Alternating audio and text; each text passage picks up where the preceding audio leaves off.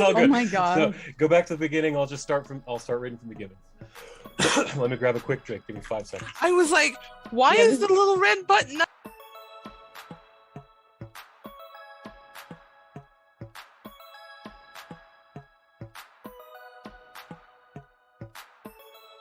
Some see me as a cynic. They come in for the base, but they stay for the acidic. I've been on that paper chase, keeping pace for a minute, and I'm aiming to appreciate the moment while I'm in it.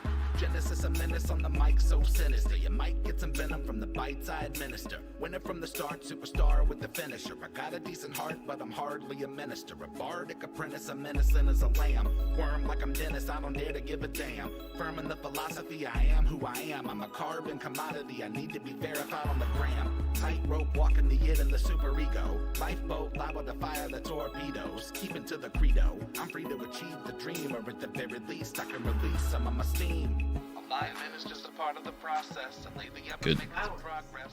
Warning. The following content may contain elements that are not suitable for some audiences. Viewer discretion is advised.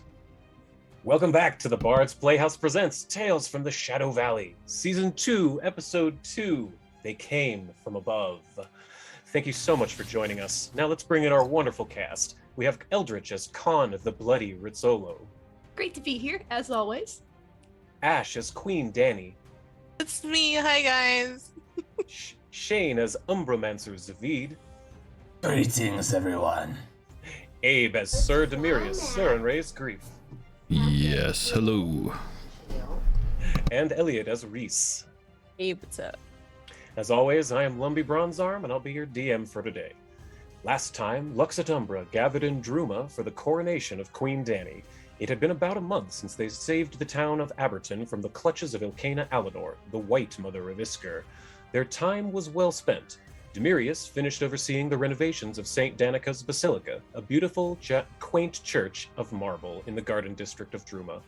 Khan had been experimenting with the potency of her alchemical concoctions, learning much, yet still unable to determine the missing ingredient to the blood echo recipe she found in Baldebard's tower. Dani had many new people to meet, as is customary, but none more important than her grandmother, Empress Talandia Adasaril, and her soon-to-be mother-in-law, Magnalane Mithralarm. Zavid managed to magically preserve the head of Ilkana, and has learned many secrets from her, his god Cabriri, and his own studies. Gathered together again within the throne room of Druma, Lux et Umbra entered their carriage and began the royal parade to the site of coronation. The loving public came out in droves to see the heroes of their kingdom and the ascension of a new monarch. The ceremony was beautiful, and many of the friends Lux et Umbra had made showed up to support. Out from the crowd, Dani spotted a face from her past. Reese, a handsome rake who secretly scaled her tower prison in their youth. The happy reunion was cut short, however, when large orbs of fire streaked down from above, slamming into the cobbled ground. Ever the quick thinker, Zavid realized that asteroids from the diaspora have begun to be loosed, which can only mean one thing: the conjunction approaches. But before he could relay this information to his allies, the meteorites cracked open, and out crawled hideous monsters from beyond the sky. And that is where we are coming in today. I will for anyone who forgets, the meteors have cracked open to reveal these hideous crab-like creatures with large, blistered brains on their backs, and these crystalline, winged, hideous creatures. And initiative has been rolled, and I believe Demirius gets a free action. Yes, battle cry. I'm gonna put it on the aberration one over here on the left side. Sure thing. Give me that intimidation roll in the chat box, please. Yes, sir.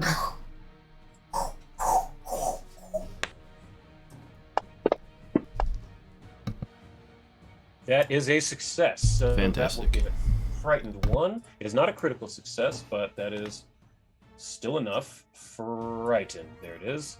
Pow. So that was your free action. All right. So the next to go is y'all picked a good choice. So what you see is you see all of the druids, the phasing moon druids over to the right that you've known for quite a while. Simus, one of the sorry, one moment. Simus, the leader, the large bear, ever the peaceful Hierophant, stands on his hind legs.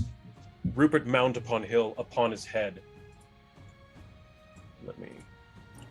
And he lets out a bellowing roar as Enuma shifts her shape into a blue-feathered velociraptor. Tifatina, Zigglemegal, and Squirt fuse together and grow branches, trees, and leaves sprouting from them as they take the form of a treant.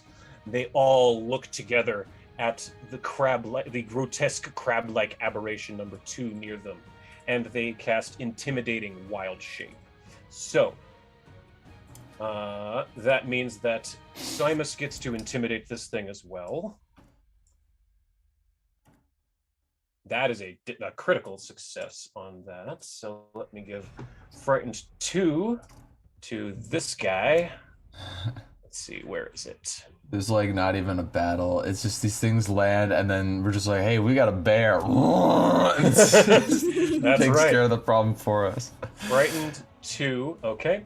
And then, in addition to that, Rupert Mount upon Hill gets to take one shot at it with his bow. Rally ho, everyone! Attack that one! Critical hit with his bow. Jeez. Pop! Okay, and that is the druid's turn for the moment. Now, it is the turn of this horrible crab creature here to the southeast. It begins to look around. It takes a step out of this meteor, and it looks 5, 10, 15, and it begins to attack one of the townsfolk standing here. It grabs it with its claws. And it grabs it, and then, see if it does not quite enough damage to kill the townsperson, but it does harm it with its claws. Let's see. Then this creature is going to fly 5, 10, 15, 20, 25, 30 to this guard, attack it with its wing. Critical miss. So that is the end of its turn. Then this one up here, seeing that its master has been attacked by these druids, it flies into an action 5 to here, takes a jaw attack against the druids, rolls really bad, regular miss, and then makes a wing attack against them. Probably going to miss as well. Yep. Okay. Fantastic. Sorry. Gotta figure that out. There we go. Now this one, seeing all of you here, it's going to move 5, 10 right next to Khan, who it perceives as the weakest. And this thing is going to, excuse me, attack Khan with its jaws. Clearly, it's not very bright. It's not very bright, but it missed. And then it's going to take a wing attack at Yukon. It is probably going to miss because it's attack and attack. Yeah, I'm rolling real bad, y'all. Now it's Reese's turn. Okay, fun time. Reese, you're up first. Great. So the main... I'm going to attack the one that is right by me and Khan. All right. There's 2 things that your character specifically needs to be aware of. That's your hunted prey and sneak attack. Yes. So you said you want to attack the one closest to you? Yeah, it's literally just right there. To the left or the right? To the right, I believe. To the right, one okay. that's right near, Oh, wait, I'm getting myself mixed up with Demarius. Never mind. Oh, I gotcha. Aha. So actually, I think I'll go to for the one to the left. Okay, so you can move yourself. I believe you have a movement speed of 30 feet. Yes. 5, 10. Yep, to there. So is this small one the one you're wanting to attack? Yeah. Okay, so if this is what you're wanting to fuck up specifically, you should use your ability called Hunt Prey. If you go to your abilities tab on your character sheet and scroll all the way down to the bottom, do you see Hunt Prey? My window minimized. Oh, sure. Hunt Prey, and that is under which one? The actions tab. I'm sorry, I said abilities. I meant actions. Okay. That's my bad. Then scroll all the way to the bottom. See where it says Hunt Prey? Yes. Okay. Click the little hourglass to the right. All right, I'm sorry. I always say hourglass. Magnifying glass. Little circle with a stick. So all of those are your options for what you can do with your hunt prey. So if you I'll make this thing your target for you. Oops. So should I be doing like a designated? okay. target? Yes. So yes, you see where it says hunt prey designated target? There's a little picture of like a walking person to the far left. Click that. Okay. So now it is your designated target. Now do you see Hunter's Edge Precision a little bit below that? Yep.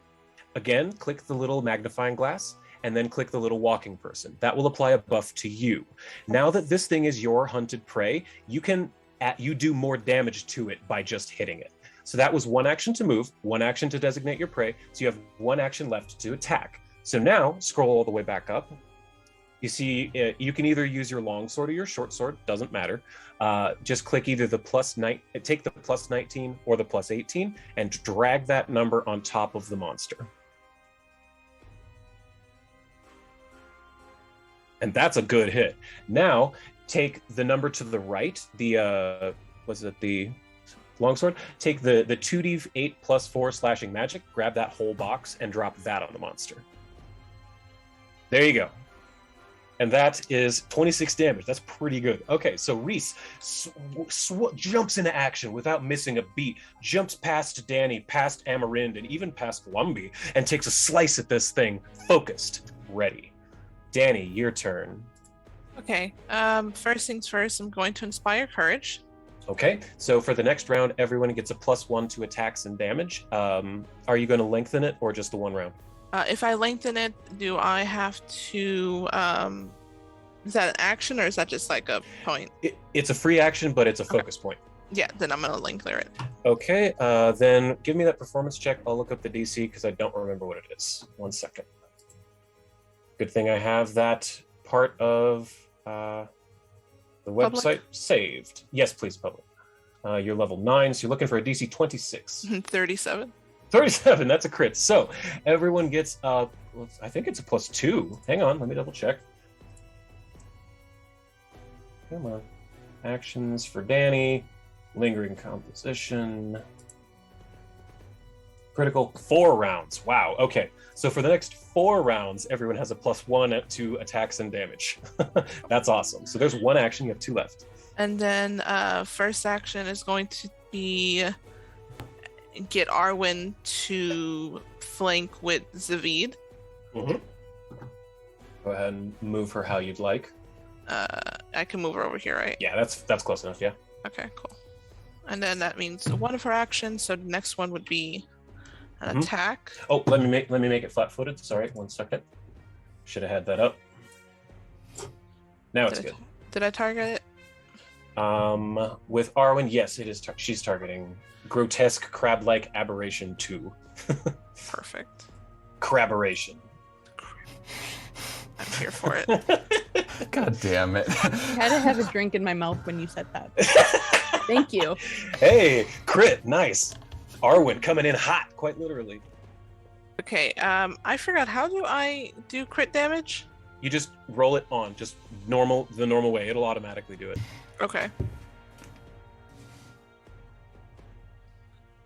Ooh. Oh my god, look at that. 2 8s and a 7. Yikes. So Arwen leaps over this thing, and as she comes down, when it was that Jaws, she bites into it on the back of its shell as it's distracted by Zavid. You can still give Ares an action, or 2 actions if you'd like, or you have 1 left. I'm going to give Ares an action. Oh, wait, Oh, I just yeah. realized that Arwen did 1 extra damage to it because of your song. Oh, yeah, I forgot about So add 1 to Ares' attack if he attacks. that. Okay. Yeah, he's going to attack. Is he going to move to flank or just attack from there? I'd like him to move the flank, so he's gonna go there. All right. Would that make them flat-footed? Yeah, let me just fix Reese. Reese, you were like halfway between 2 squares, so I'll fix Reese and I'll That's all fix. All right, there you go. Now it'll work. Perfect. Thank you. Mm-hmm. And Oh then wait, and I need to give it flat-footed. Sorry, but I have it up this time, so boop. There you go. and And he +1. he is going for attack. Ooh.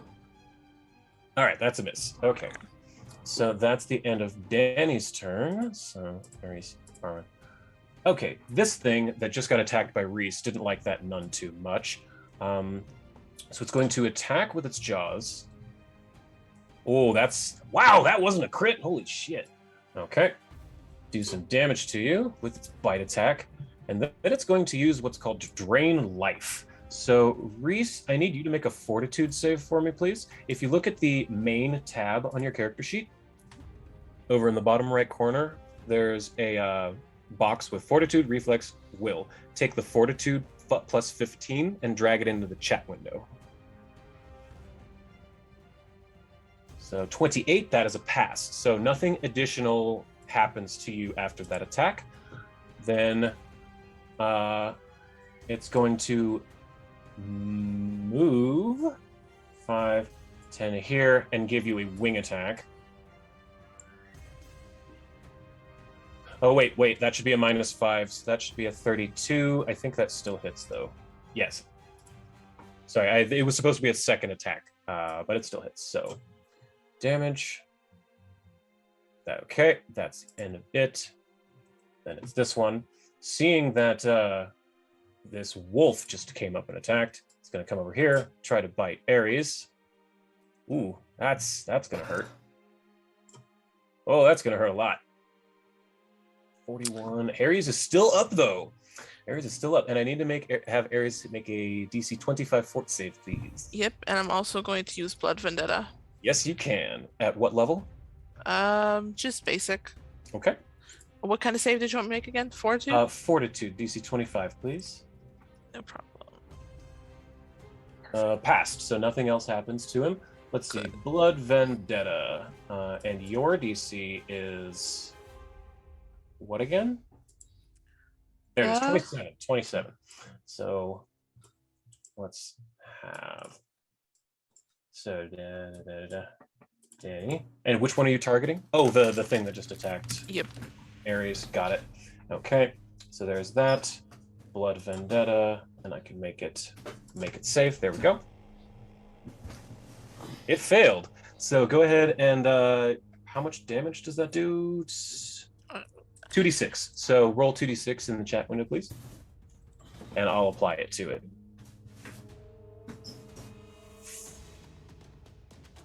Oh wait, no, I think it goes like this. First 2d6 bleed. There we go. And then on the end of its turn, it'll take the damage. There we go. So end of its turn, there it takes. It actually took more that time. So and it also failed. So it'll take that damage again next round. So then this thing, also seeing. Oh no, it's going to actually start moving into the crowd. It's going to move over to here and make the mistake of attacking Noala with its jaws. Clarification, DM, Yes. all of these people, they're still very much here. Yes, but they're trying to run away. At the end of the round, I'm going to get rid of some to kind of indicate that they're all running and freaking out. But yeah, they are trying to escape. For thematic sake, yes, Lord Maris and Celia and Banwin are all people. Please, we need to maintain order. Get out, get out. And, they're trying to help funnel people out. Smush Stuff is picking people up and putting them over the walls. The Rizzolos are trying to squeeze through the legs of people to help the smaller folk and the older folk, help them get out. Lumbee is also trying to push back against these things as they're coming to attack against the crowd. So everyone's kind of trying to rush away, but as you can see, you're in a very tight, squeezy space, so it's hard for people to escape. So Thank you. it's going to attack. That's on Noala, and it's going to hit. Doing 17 damage. And then she needs to make a save. That is a fat pass, so she's good. This one over here, let's see. It's going to move away from Zavid and Arwen over to the druids. Attack them with its jaws. Hits them. Here. Fabulous. And then since they hit, they do Brain Collector Venom. So the druids need to make a fortitude save, which they should be pretty good at. Yeah, they're good. That brings it to Khan's turn. Right. I'm gonna try to get behind unidentified creature 6. Can I flank with Demirius and occupy the same space as someone else? Oh yeah. That NPC there. Let me even move them out of the way. This one here. Let's see, who is that? Well, yeah, you go ahead and you can put yourself on there, and I'll get rid of the picture. Yeah. And then how do I lock on to them? Control click. Control click. There we go. Yep. And I can also give them the flat-footed status. That's something I'm theoretically Yes. supposed to do. I forget. Yeah, you should be I able to can do have it. that. Yeah. I always forget that you can too. You get +1. Oh yeah, and a +1 to attack and damage. Hmm.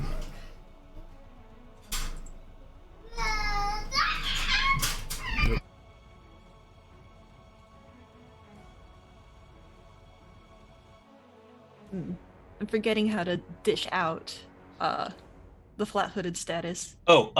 Sorry. Under your abilities tab or actions tab at the I thought I gave you that. Sneak attack? Yeah. There it is. Under sneak attack, click the magnifying glass. Ah. There's the flat-footed. Just click the little man. There you go. And you're just using your sword? Yeah. All right. So move, sword. That's a hit. Ooh. Snork attack. Awesome. Okay. It's going to use its reaction. Let's see. Which one is this? This is number 6. Has it gone yet? Yes, this one's gone. Sorry, the combat tracker is humongous right at this second. It's going to use its reaction to use Wing Flash. Whenever a creature attempts a melee attack against this or an acrobatics check to tumble through, it gets an attack to it flexes its wings and emits a brief pulse of negative energy that deals 46 to the triggering creature. So I need you to make a DC 22 reflex save, Con, please. Good thing you're good at those, huh? Oh, 22? Mm-hmm. 22 reflex. Ooh. You're fine. So you're going to take half damage of this. So you're going to take 5 damage, Con. That's not bad. Okay, so 5 wounds. All right, go ahead. You have one more action, I believe. Yeah. I'll just attack again. All right. It's flat-footed, may as well. Mm-hmm. That's a miss. All right, Oh, well. Zavid, you're up. And you're muted. Yep, I'm trying to. I have a lot of windows open. I'm trying to get back to it. All good. So my biggest concern right now, since we have so many people here, and seeing as this is just a symptom of what's going to happen, it's not necessarily like an attack on us. I'm not as worried about the brother, especially because I got status on him. So my main concern is the fact that there's like a bunch of dudes over here and none of us over there.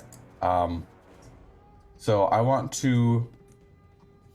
How does attacks of opportunity work in this game again? It's not the same as 5e. Not everything natively has it. You have to be trained in it. I can, without spoiling much, these things are not trained fighters, so they don't have attack of opportunity. Fair. But those things do have a weird reaction. You don't know whether or not moving into and out of their square will trigger it, but they do not have specifically trademark attack of opportunity. That's a fighter thing. Gotcha. Right now, because of Long Strider, I have 35 movement speed. That's and right, people you are cast moving. Yeah, so I Here, think you know what what? I would like to do... I'm going to move some of these people off of here. So let's go ahead and just get rid of them. And then maybe like them. Did that do anything? Yep. Run! Yeah, okay. Get out of here! Yeah, there we go. That's a little better. That's kind of representative of how many are left at this moment. I would like to move maybe to like right here. Sure.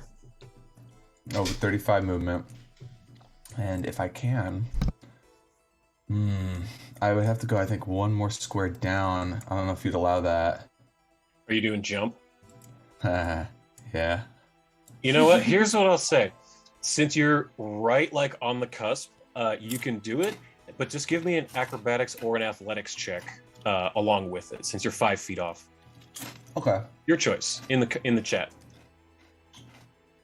DC's right. not very high to get that extra 5 feet.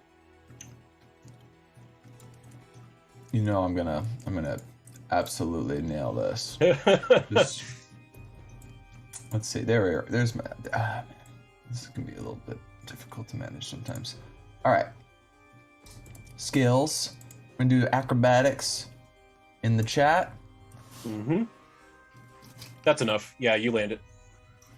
Okay. And he lands, kind of does like one of those like balancing things. And there I'm going to, let's see, I've used a stride, a jump, which is one action. I have one more action. There's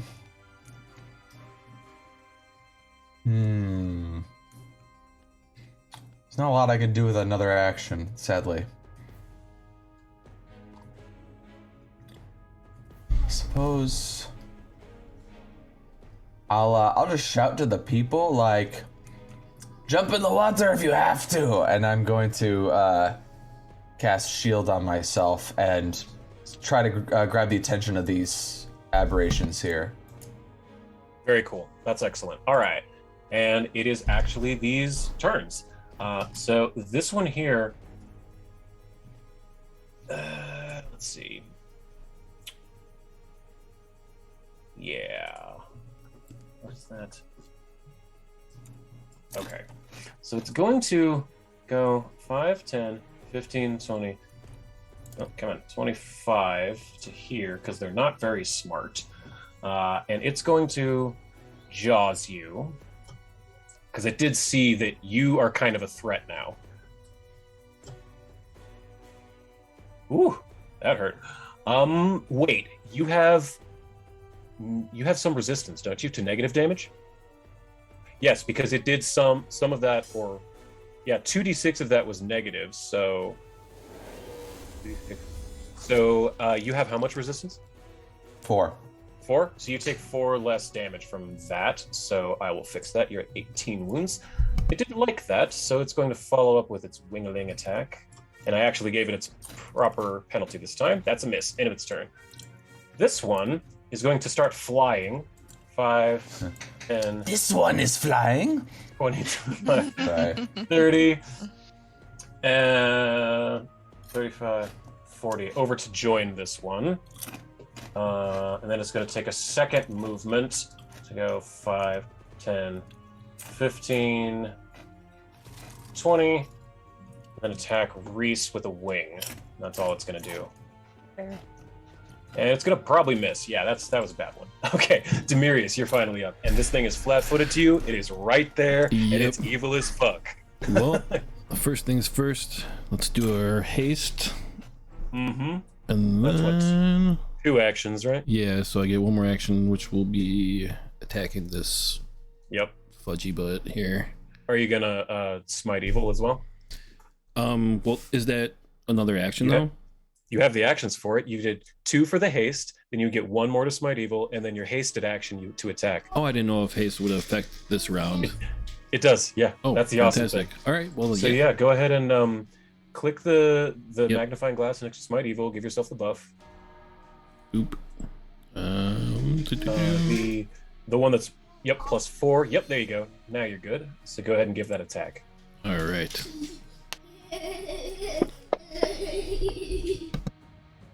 That's a hit.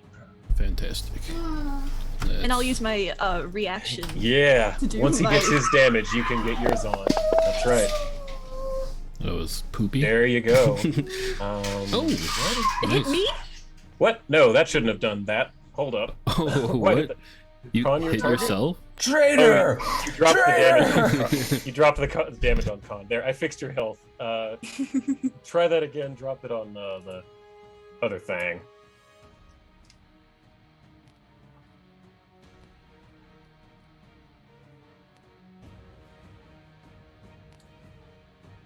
Yeah, there we go.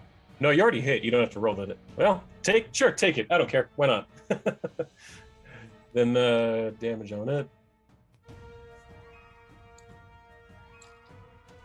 Woohoo! Oh my. Paladins. Demirius sees his opportunity, and with the righteous fury of Sarenrae, slices into this thing. It screeches. Con, you see an opportunity as it looks away from you for just a second, and it shows a weak point. Go ahead and attack. Oh wait, that was you. Oh shit. Yeah, that was I me. thought that was Demirius. I'm sorry. Demirius, you still didn't attack. You didn't do damage to it. You did damage to Con. So throw your damage on for one attack on top of the creature. Holy crap, yeah, that was Con. So as I said, Con, you see an opening and you slide your sword right into this thing and it screeches. Abe, you there? He's Abe? not. I'll just throw the damage on it. He must not be around. There we go. Okay, so Con, your attack ended up killing it. Nice. So he does this slice with his Fauchard. It screeches in pain, and it looks over to him, pissed off, about to lunge at Demirius, and you just slice your sword right through some loose openings in the crystals on its armor, and just right into it. Falls over dead. So that's the end of Demirius' turn. So that brings it to this thing. It saw that, so it's going to fly all the way over to Demirius and attack you with its jaws. Ooh, that's a critical miss. Fantastic. Yeah. and it'll follow up with a wing attack. I rolled really bad on that one. Still a miss. Okay, worthless turn for that one. This one. Oh, I was gonna ask, because I have that dread thing on my armor, does that affect anything? That does something. It does something with your intimidate. 1 second. Oh, okay, never mind then. Yeah, I have it right here. Dread. Come on, load. That was something that we got right before we took a break, so I didn't have a chance to explore that. Right. Frightened enemies within 30 feet that can see you must attempt a DC 20 will save at the end of their turn. On a failure, the value of their frightened condition doesn't decrease below 1 that turn. So is anything near you frightened? Because that's a good thing to know. You have a aberration. That's right. So they need to make 2 DC 25 will saves. Cool. That's... Wait, which ones? Just the giant aberration to my left, over by... Your left, number 1? Yeah, number 1. The grotesque crab-like aberration. There it is. You're right. That should be frightened. Come on. Okay, now it needs to make that save. Here it is. It passed. Okay. Alrighty. So then that ends that. That brings it up to the top of the round, which is back to the Moon Druids, the phasing Moon Druids. So they have already wild shaped, but they've got this thing right up on them. So they are going to use all 3 actions to use what is called Bestial Thrash. Rupert calls out one creature. He says, "All of you, this one, rally ho!" And all of them, it gives all of them a +1 to each of their attacks, and all 3 wild-shaped druids attack the same target and apply their things as normal. So, +1 for Simus. That's a crit. Fantastic. Oh, this is gonna hurt. Yeah, okay. +1 for Enuma Claws. And +1 damage. Yep, I'm adding it. Thank you. So that's a crit for her as well. Oh, good. They're dead. Then the last one, Tiffatina's coming in with a branch attack. All of them crit, which triggers the special portion of this ability, Bestial Thrash. That thing is going to be taking 4d8 persistent bleed damage thanks to their attack. So that's number 5. That's this one. Her persistent. There we go. 4d8 bleed. That is the end of the druid's turn. That was all 3 of their actions. Zavid, this aberration next to you, didn't like that you got up all in its grill, so it's going to look at you. What is it going to cast on you?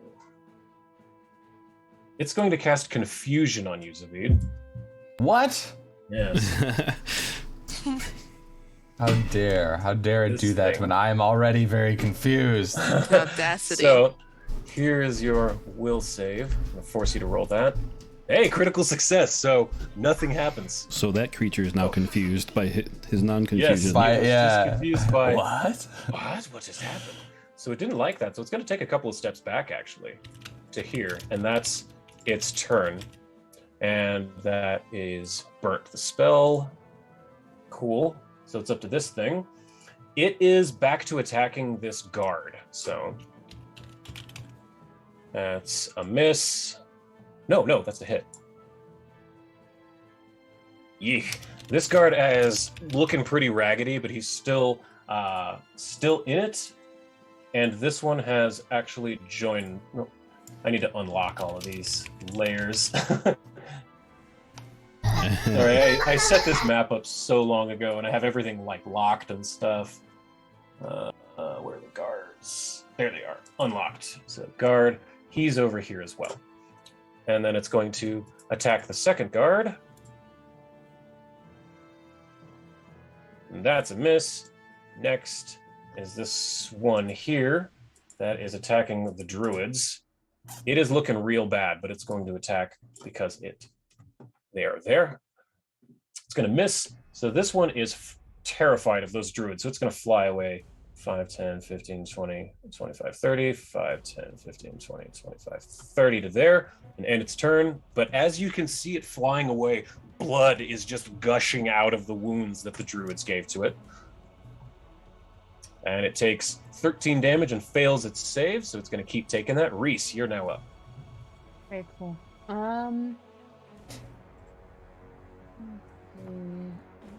There's 2 near me. No, I'll just keep attacking the one that I did before. Is that the one that's moved up? No, that's the one to your... oh, yeah, to your right. Creature 2.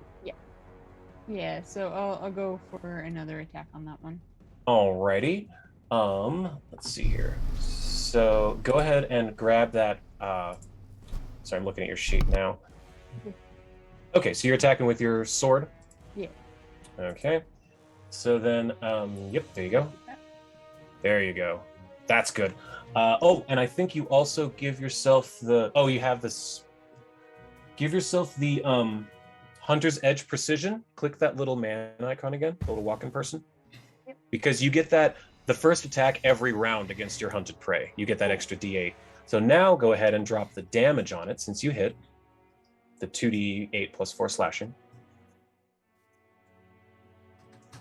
Boom! That's pretty good. Okay, so you have 2 actions left. Can I go in for another attack? You absolutely can. The only difference is your bonus goes down every time you attack in a round. So instead of the plus 19, you grab the plus 14. Okay. And you also don't get the extra 1d8 from Hunter's Precision. That's fine. That's also a hit. Go ahead and roll the damage again. Ooh, yeah. Okay. So did some pretty decent damage slicing into this thing. You have 1 action left. You can either attack at the plus 9, or you can move, or you can I don't know, any number of things. If I move away, as long as I'm not going to get attack of opportunity on me if I move with a little bit, right? These will not attack of opportunity. You have to be trained to have that. So only fighters have it. Okay. Yeah, I'm gonna do movement action and just Okay. a little bit over here. Get out of dodge a little bit. All right, fantastic. That brings us to Danny. Okay, so DM, I have a couple of quick questions. This for theatrics. Arwen and Ares both have their own action. and I see that Bruce and his mother are still very much on the playing field. Which just would get Ares and Arwen off the map for a couple of rounds probably, but I'd like to have both of them just go and grab Bruce and his mother and get them out. So she would yell out in Elvish to both of them, go get those two and get them out of here. Fantastic. I absolutely adore that. So Arwen, standing right next to Magdalene, just takes a step over, just leans her head down, pushes under the legs, and picks her up with her neck. And you can hear, Danny, hear Arwen say this, but Magdalene has no idea. She just hears, but you, Danny, hear, oh, up and at you. Let's go there. Come on, let's go. We got this. Ares quickly takes a run and almost tackles Bruce, but manages to start pushing him out of the way and getting him. So you want both of them to be like what? What are their movements? 30, 40? I believe they're 40. Let me double check. 40? Okay. Let's see. Who are the guests of honor? There's Magdalene. Let me double check. Where do I see movement at? On their character sheet on the main tab. 35. 35? For All Arwen. right. So let's see. And 40 for... 40 for Ares? All right. Yeah. So 5, 10, 15, 20, 25, 30, 30. So about there. Then Ares, let's call it 5, 10, 15, 20, 25, 30, 35, 40. Does that look about good? Yeah, that's fine. All right. So Ares, you've got Bruce with you, and Arwen has Magdalene. That was a great usage of your actions. And for my action, because those were... How many actions do I have at this point? 1. Okay. Let me see what I can do real quick.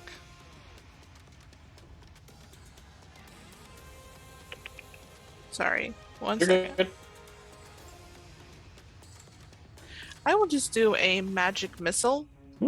Okay. What at level? this first. First level? Yeah. Nope, that's wrong one. This one right there. And cast. Creature 1, that one right next to you? Cool. Yep. And it takes an additional 1 because of your songs. Let me find it. Where's number 1? There it is. Boop. Okay, got it. So is that your turn? Yep. Fabulous. So Ares, Arwen, Creature 2. This thing is hurting. The one that Reese was attacking. So yeah, it's going to go for Reese. So it's going to have to move over, use an action there. It's going to try to bite at you, Reese. Ooh, I'm rolling like garbage today. All right, and then come up with a wing attack. Come on. Good for us. Suck it, DM. Yeah, it's good for you guys. Oh, natty 1. It is. Yep, it's not liking its life. So this one, number 3, looking around, trying to figure out what's going on. Yeah, it's gonna swarm over on Demurius, actually. 5 to 50, 60, 20 to here, but they are not smart, so they don't understand flanking.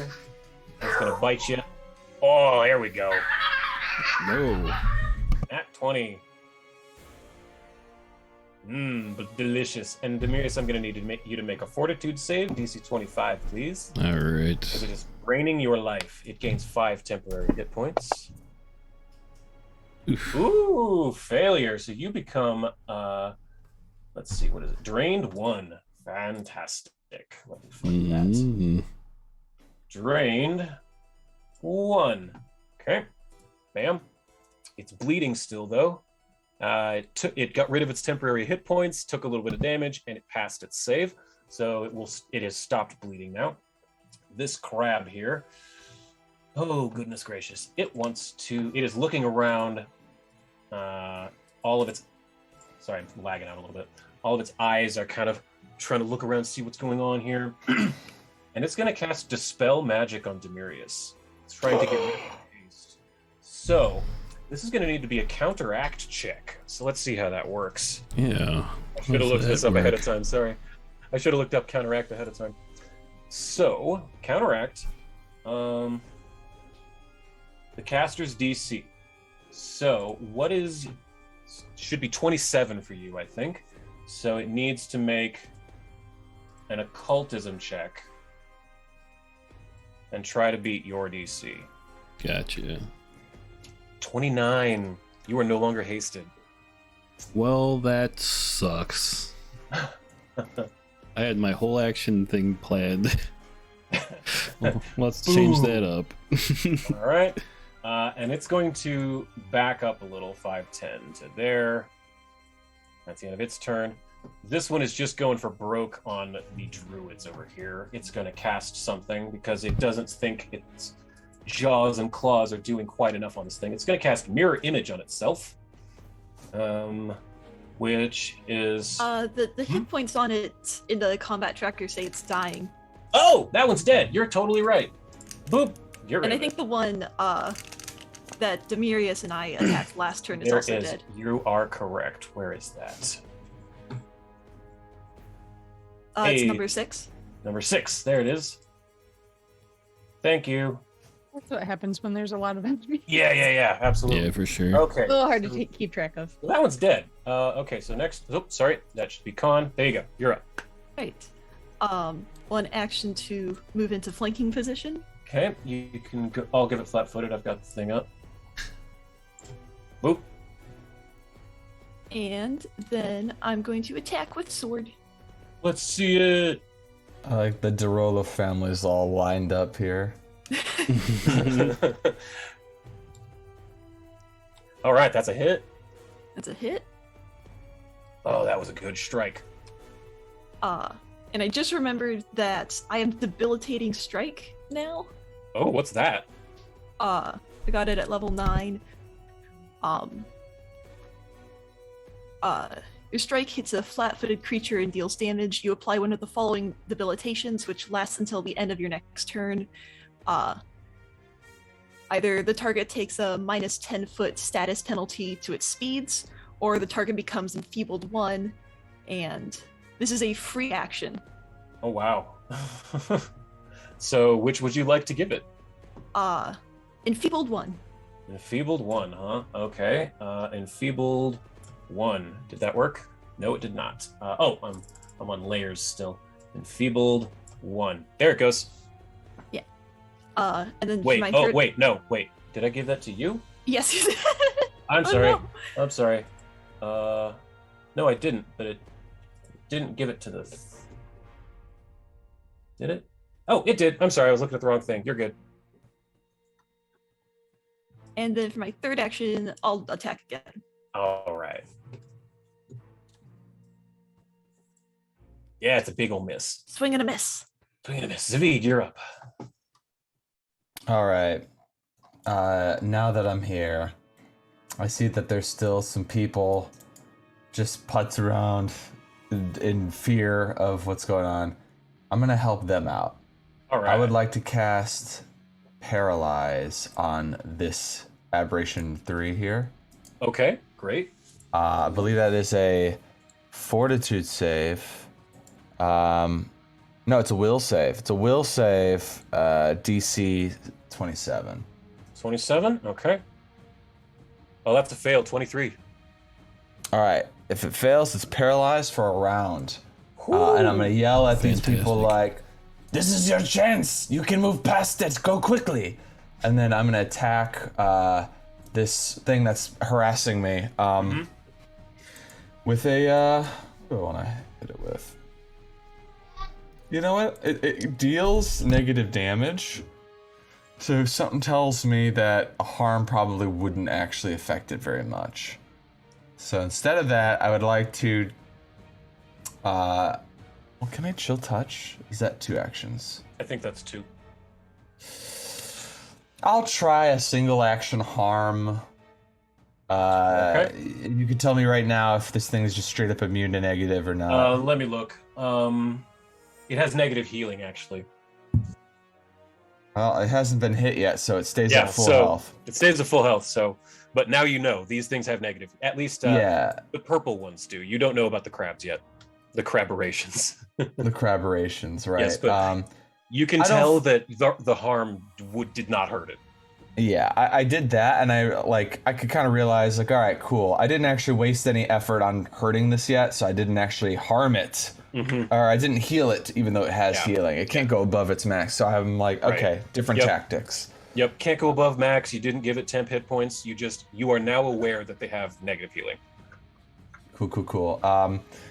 And the other thing, too, is since I couldn't actually heal it, hopefully it didn't feel good when I did the harm thing, so I'm going to call it names. I'm going to be like, you're ugly, and you're made of purple crystals. What is that even? What are you, like amethyst or something? Get it together. And that'll be my turn. Wonderful. So, as you gave them a command, I'm going to consider these people to essentially be your minion at this point. So this person bolts into the forest. This person, not that. Give me the person. Well, these people are all bolting into these woods. So you have gotten a decent chunk of these people. Anyone who's in trees is now gone. There's one other I see here that I can't quite click on for some reason. That's okay. So that brings it to the next thing's turn, and it's the one that's right in front of you, actually. This thing is just... It doesn't like what you're doing, so it's going to attack you with its jaws. Ah! I'm rolling so bad. It's going to swing with its wings. Hey, I actually hit. Okay. Do a little damage. Oh, but you are... you're resistant, so... 16, I think. You get 17. You get 4 healing back, right? Yeah, so 35 wounds. Perfect. And it sees just how durable you are, and it's gonna try and get to I barely even felt it. It's gonna try and go to seriously. It's gonna fly over to this central area, and harass this old woman and this guard here. But it doesn't have any more actions, so that's its turn. Brings it up to this little guy. It's going to try and help out its friend here and attack Reese. The jaws attack. Oh, natty 1. Okay. And then try to buff it with a wing. Still a miss. Damn, that was a nat 15. You can't outrange the ranger. That's true. So, Demirius, you're up, and you are no longer hasted. And you're drained 1. Yeah, that sucks. Well...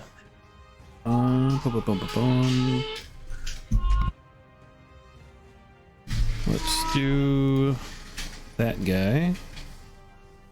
Whirling Scarves. Hell yeah. So I made a custom spell for you that's Whirling Scarves. So if you click on the little magnifying glass thing, you should see the concealed thing. If you click the little walker person thing, that'll give you the concealed condition. So it'll automatically do the defense stuff when you get attacked. All right, sweet. Yeah. So yeah, if someone tries to attack me and they miss, then they get a -1 to their next attacks, and then ranged attacks are difficult to hit me too. Mm-hmm. All right, so that's 2 actions, and then I got 1 more. So let's try to kill this thing that's flat-footed between me and Tom. That's a hit. A big old nasty one too. Oh, shoot. Is Danny's blessing still rolling or no? It is, yes. Oh, okay. So let's see. Wait, 32. Let's see if that crits. It does not. Okay, still a normal hit, but give yourself the +1 to damage. Yep, for sure. There we go. That's a little bit better. I see an 8. Yeah, that's pretty good. Pretty good. 17. Then I'll do my reaction. Yes, you can. Absolutely. Reaction. That's still a hit. Yikes. Oh, nice. Jesus, on a 4. I was sure that 4 was gonna miss. Huh? There it is. Ooh, yikes. All right. Well, there's the +1 to damage. Does that? There's the +1 to damage. Hold on. Number 3. Where is it? Number 3. That's not enough to kill it, but I've added the damage to the extra 1 damage. All right. Would have been Okay, real funny if it did. Yeah. It would have been, but not quite enough. So I think that's the end of your turn, right, Tamirius? Yes, sir. Whirling Scarves, attack. Okay. This creature is realizing that attacking you is not really helping. So it's going to move up to this one who's swinging spells and try to bite at Danny. And I need to move some NPCs around. I'm going to move Amarind up here and Zavrin there. And that's a miss on Danny. And it's going to do its wing attack on her. Whoops, I need to be in not the layers section. Sorry, I have a lot running right now with this map. This is quite a bit. Good. I may have over-prepped this map. That's the end of it. This one over here sees that those are trying to escape, but it also doesn't like the look of the druids. So it's going to swoop in on something easy and try to attack Khan here. But it's still not flat-footed, so Jaws attack. Whoo, that's a good one. Big old crit on Khan. I'm gonna retributive strike that one. You can absolutely do that. And So then that's I get 11. divine smite on that too. That's right. So you get, 11 damage? You stop from her, right? Yes. Okay, so yep, I will fix that real quick. Khan, 1 second. There you are. So you're actually at 31 wounds. Okay, so go ahead and take your attack. Oh, that was almost a 19. Did you see that? I know. You have 2 hero points if you want to re-roll that. Yeah, let's do that. Oh yeah, by the way, I gave everyone an extra hero point for the how long we were gone. That's better. That's better. All right. Pretty good, pretty good. Okay. Then how does divine smite affect that now? Let me look. I don't remember what that does. Yeah. Oh, that's the... Yes, I remember. So go to your Divine Smite Retributive Strike on your Actions tab. Click the magnifying glass. Do you see where it says Purse Cha Good? Yeah, there you go. Okay, if it is your target, just click the little walking person. Oh, that's... If it's not your target, just grab the thing that says Purse Too Good and drop it on top. Or Purse Cha Good. There you go. Perfect. Okay, so cool. now at the end of every one of its turns, it'll take 4 good damage because of your Ret Strike. How cool is that? Yeah, for real. So end of its turn, end of the round. See, it took that damage and it failed, so it's going to keep taking it. All right, the druids are up. They see that there's a lot of action going on over there. And Rupert can tell that Zavid seems to have it handled down at the left, and he can see that some people are trying. They can see that some are trying to escape. So Rupert says, "Rally ho across there, my lads!" And they are going to use sudden charge, so they can use 2 movements and then attack. So they are going to rush past all of you right up to here, and they are going to get. Simus is going to get a Jaws attack on this thing with a +1 from Danny's song. And Simus comes in with a regular attack. I rolled really low. Then with this, but does a pretty decent amount of damage. And then that is just 2 actions, so they get 1 action left. Enuma is going to take a claw attack in her Velociraptor form. Also hits. Bam, do some damage. Fabulous. That brings it to Corroboration 3, which is paralyzed, so that's the end of its turn. Haha. But now I get... You said it was just 1 turn for regular fail, right, Zafid? Shane? Yeah, it's paralyzed for 1 round. Okay, cool. So until the start of so- my next turn. Okay, so it is... Yeah, all right, then that brings it to number 7. It's going to attack these... Whoops, I did not mean to roll that twice. I'll take the lower one. It missed... It's going to roll again for a wing attack on this. Critical miss. Okay. Okay, that brings us to this one in the center here. It is moving in to attack these guards. Jaws. Then I'll just roll wing. So miss. And, a nat 20, but so that is a regular hit because it is so low. So this guard takes 13 damage. He seems to be pretty wounded, but it is also still bleeding. Takes 22 damage of bleed. Holy crap. Holy crap. That's from the druids. Jeez. And it failed its save again, so it'll continue to bleed. Reese, you're up. All right. I do the hunter's precision first, Okay. right? So Yep, that's I right. click the walk-in man. Mm-hmm. Cool. And actually, this thing is flat-footed to you, so you will get sneak attack. 1 second. Ooh, hell yeah! I was about to ask that. Flat-footed, right there. Actually, it will be if you move like 1 to your right, like right there. Okay. Or actually, no, it still is because 50. the druids are large. That's right, the druids are large, so you're good right there. Perfect. Yeah, so I'll do that, and then I'll go and just give it a good old attack and hopefully freaking kill it. Oh, that was almost a nat 20, but it's still a good hit. Okay, Yeah. let's go ahead and roll damage, and it should automatically attach the sneak attack. Oh, it didn't. Roll a 1d6 as well. How do I just do that? Just roll. pick up the d6 there on the bottom left of your screen and drop it in the chat. +1. All right. Yeah. So you were attacking. Plus the +1 from Danny. Oh, +1 from Danny. So I will add roll 2 another? damage to it. No, you just get that one. Right, okay. Just that one. 1 second. Let me find it. Number 2. There it is. So it's looking really bad. So Cool. I'm gonna lay into it again. okay. So roll with the second. I think it's 14. Yeah. Just barely a miss. All right. You have 1 action left, I think. Yes. If I do it again, am I doing a 9? Mm-hmm. I'll try it again. All right. There's always a chance at a nat 20. Ooh, No. 7. All right. End of the turn. Danny, you're up. Okay. Well, I am between 2 spells at this very second. Death Knell and Blood Feast. This would be a good time for Death Knell. You'd never get to use it. Okay. Also, do you want to use Blood Feast during your coronation? There is that True. too. I am the Queen of Blood! I wanted People to are use just it. like, this kingdom is cursed. First the Mad King, now her. Okay.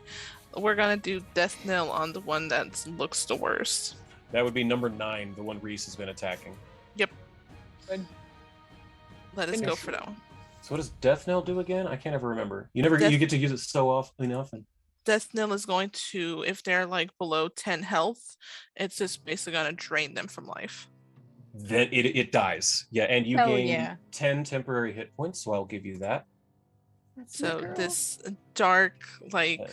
shadowy energy just like floods from like Danny to this creature and just sucks the life out of it. And it is now. It's basically like, hey, you're not using those hit points. Let me have them. Exactly. That's Little exactly right. siphoning, no big deal. That was number. This one? Yes. Wait. Elliot, it's Oh, like wait, no, strong it's- Lasambra vibes. I know, right? Wait, which? Not using Ah, sorry, everything is frozen on me. There we go. It's number 2, right? That's yes.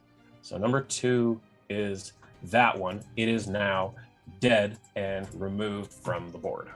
There we go.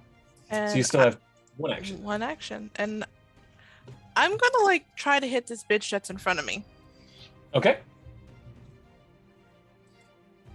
We're gonna use the. Did I target it? Yes. Cool. Dawn's Wrath is not. That's the bow, right? Yes. That, and you're in melee, so that's. Yeah. No, I was just curious if that's what that was. You're just like, Dawn's Wrath. You just start wagging it with the bow.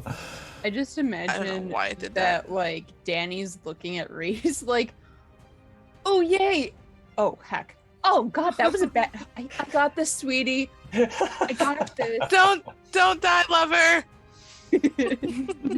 Okay, so that's a miss. Is it from the 2? Oh, Oh, the 20, the 29. Oh, the 29 hits. Sorry. Yeah, go ahead and roll damage on that. Okay. Plus, it's a +1, so it's Plus actually 1, yes. 30. Okay. Let me go back here. There we go. Oh, and can you add a +1? I'm so sorry for I can. Yes. Thank you. So that's on number which one?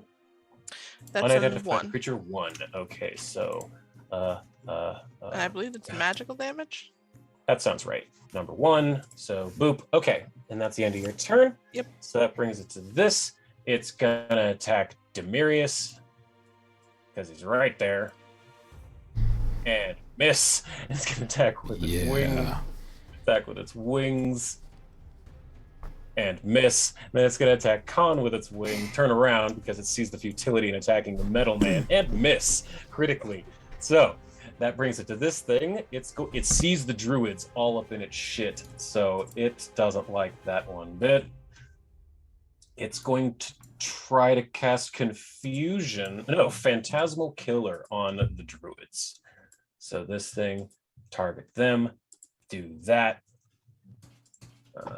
They need to make a... Why is that not... There we go. Make them roll a will save. They pass. Okay, what does success with confusion do? The target babbles and is stunned 1. Okay, so the druids are stunned 1, which means they lose a single action next round. And then it takes a step back to about here. Khan, you are now up. All right. Well, when I was looking through my my abilities, I went all the way back up to the top to something I got at level 0, which is called Cornered Fury. Oh wait, if a foe of larger size than I critically hits and damages me. Is this creature medium or small? The one next to you? Yeah, the crystalline bats. It's medium, yes. So it is bigger than me. Yeah, it is bigger than you. Yeah, if a foe of larger size than you critically hits and damages you, that foe is flat-footed to you for 1 round. Oh, that's cool. That's awesome. So which one is that? The one on the right? Yes. Awesome. Yeah, I'll go ahead and give it that then. Is that Inisoki feat? Yes, I believe it is. Nice. Very cool. All right, so yeah, it's your turn. Right.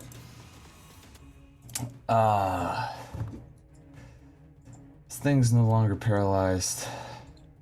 Oh, it's Khan's turn. My turn. Oh, I'm sorry. My bad. No Okay. worries. And I'm just moving some of these people just to make it kind of look a little more like stuff's happening. Sorry. Again, I have so much going on. Yeah. Yeah. I'm a little bit spoiled for choice. Yeah. It's a good problem to have for a rogue. True. I'll make my first attack against unidentified creature 4. Okay.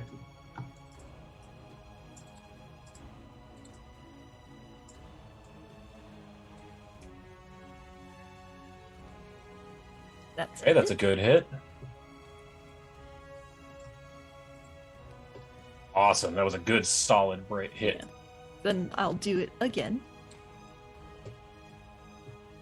Ooh, that's a big old miss. Okay. Got Big one miss. action left, I think. Mm-hmm.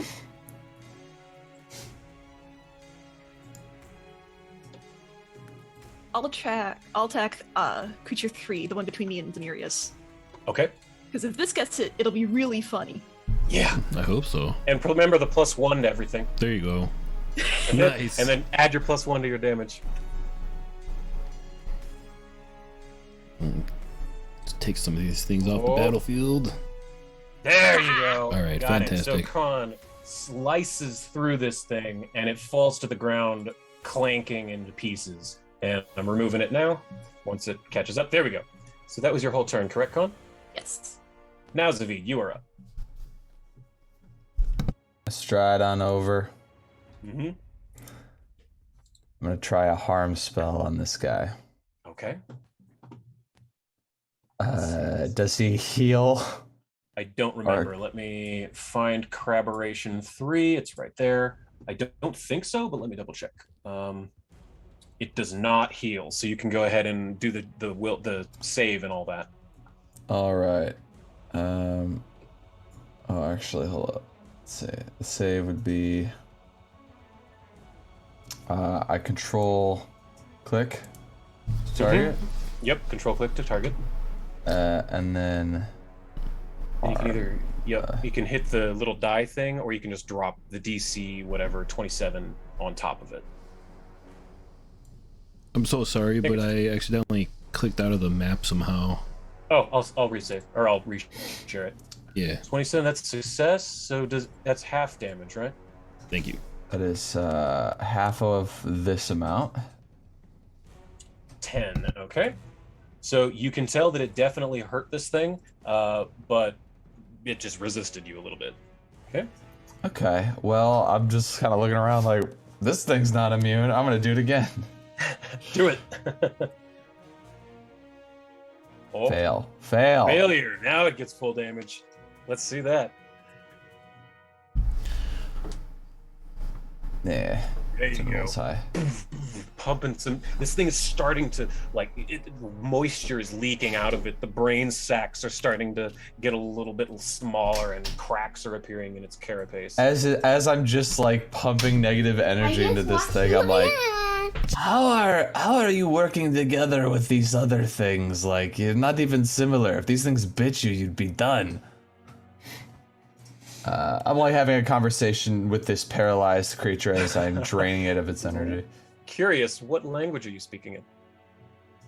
Let me think here. Like, I can speak a lot of different languages.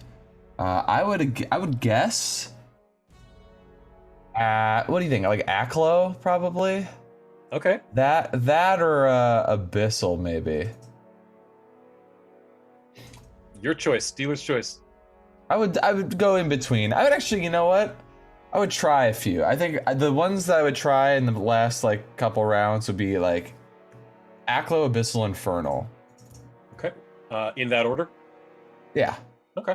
Well then, you get a response in your head in Aklo saying, "Food."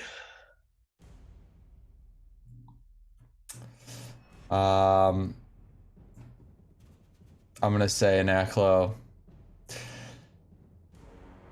No, unfortunately, if it's brains you're after, then you would starve if you came after mine. Okay, do you have any actions left, or is that your turn? That was it. I'm just a little fun, cheeky roleplay with this thing. That's all I can do. Okay, this thing is attacking this guard. This one in the middle, this bat in the center. That's a hit. Great. Guard. He's still standing, but he's not looking very good. Then it's going to try to wing at the guard, miss, and then it's going to try and fly to try and get away from the attacks of it. So it comes up to here. That's its turn. This one up next to Reese doesn't like being attacked by Reese and the druids, so it's going to move over to here, bite the druids. Critically miss. Okay. Oh, wait, I didn't mean to do that. Did I? No, we're good. Okay. So then it's going to try to wing attack on them again. Probably miss. Oh yeah, critical miss. That's its turn. Demirius, you're up. You have two within your range, neither of which are flat-footed to you. Yeah. If you hit creature 4, then I can stab it. That's what the plan is. Try to kill this one next to you and then move up to... Yep, that's a hit. Ooh, not plus 12. Yeah, just plus 1, please. Ooh, good damage. Okay, Con, that does trigger your reaction. Let me check one thing. I want to make sure that it's flat-footed. It is. For like the entire round and not just my turn. Okay, yeah, for one round. Yep, 1 round. Nice. Yeah. So you will get sneak attack. That's a good hit. Yep, that counts. It's a nat 7 will do. These things don't have a ton of armor. And you slice through it as you see your opening once more. You are so in tune with Demirius at this point. It's almost like a dance. You see him attack, you answer, he calls, you respond. Demirius, you still have 2 actions. Yeah, alright. Well, gotta protect the queen, so we'll move up That's here. right. Let me get it flat-footed. 1 second. There you go. All good. Yep, then we'll give it a strike here. And that should do it after this. There we go. Yeah! That's good. It was like 220. Yeah. Yeah, 36 damage. Demirius Protect the swipes queen! at the one near Khan, takes a step, and slices into the second one, putting himself in danger. That's the end of you.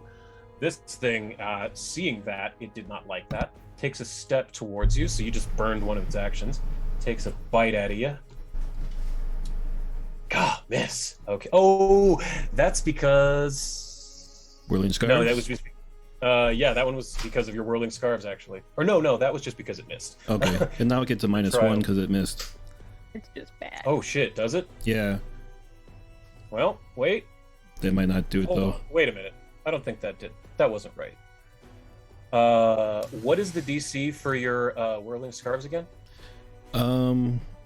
There's no DC Or it's on just- it. It's just if a melee Concealed? or a weapon attack attempts to hit me and it fails, then it gets a -1 circumstance penalty see. for further Okay. attacks.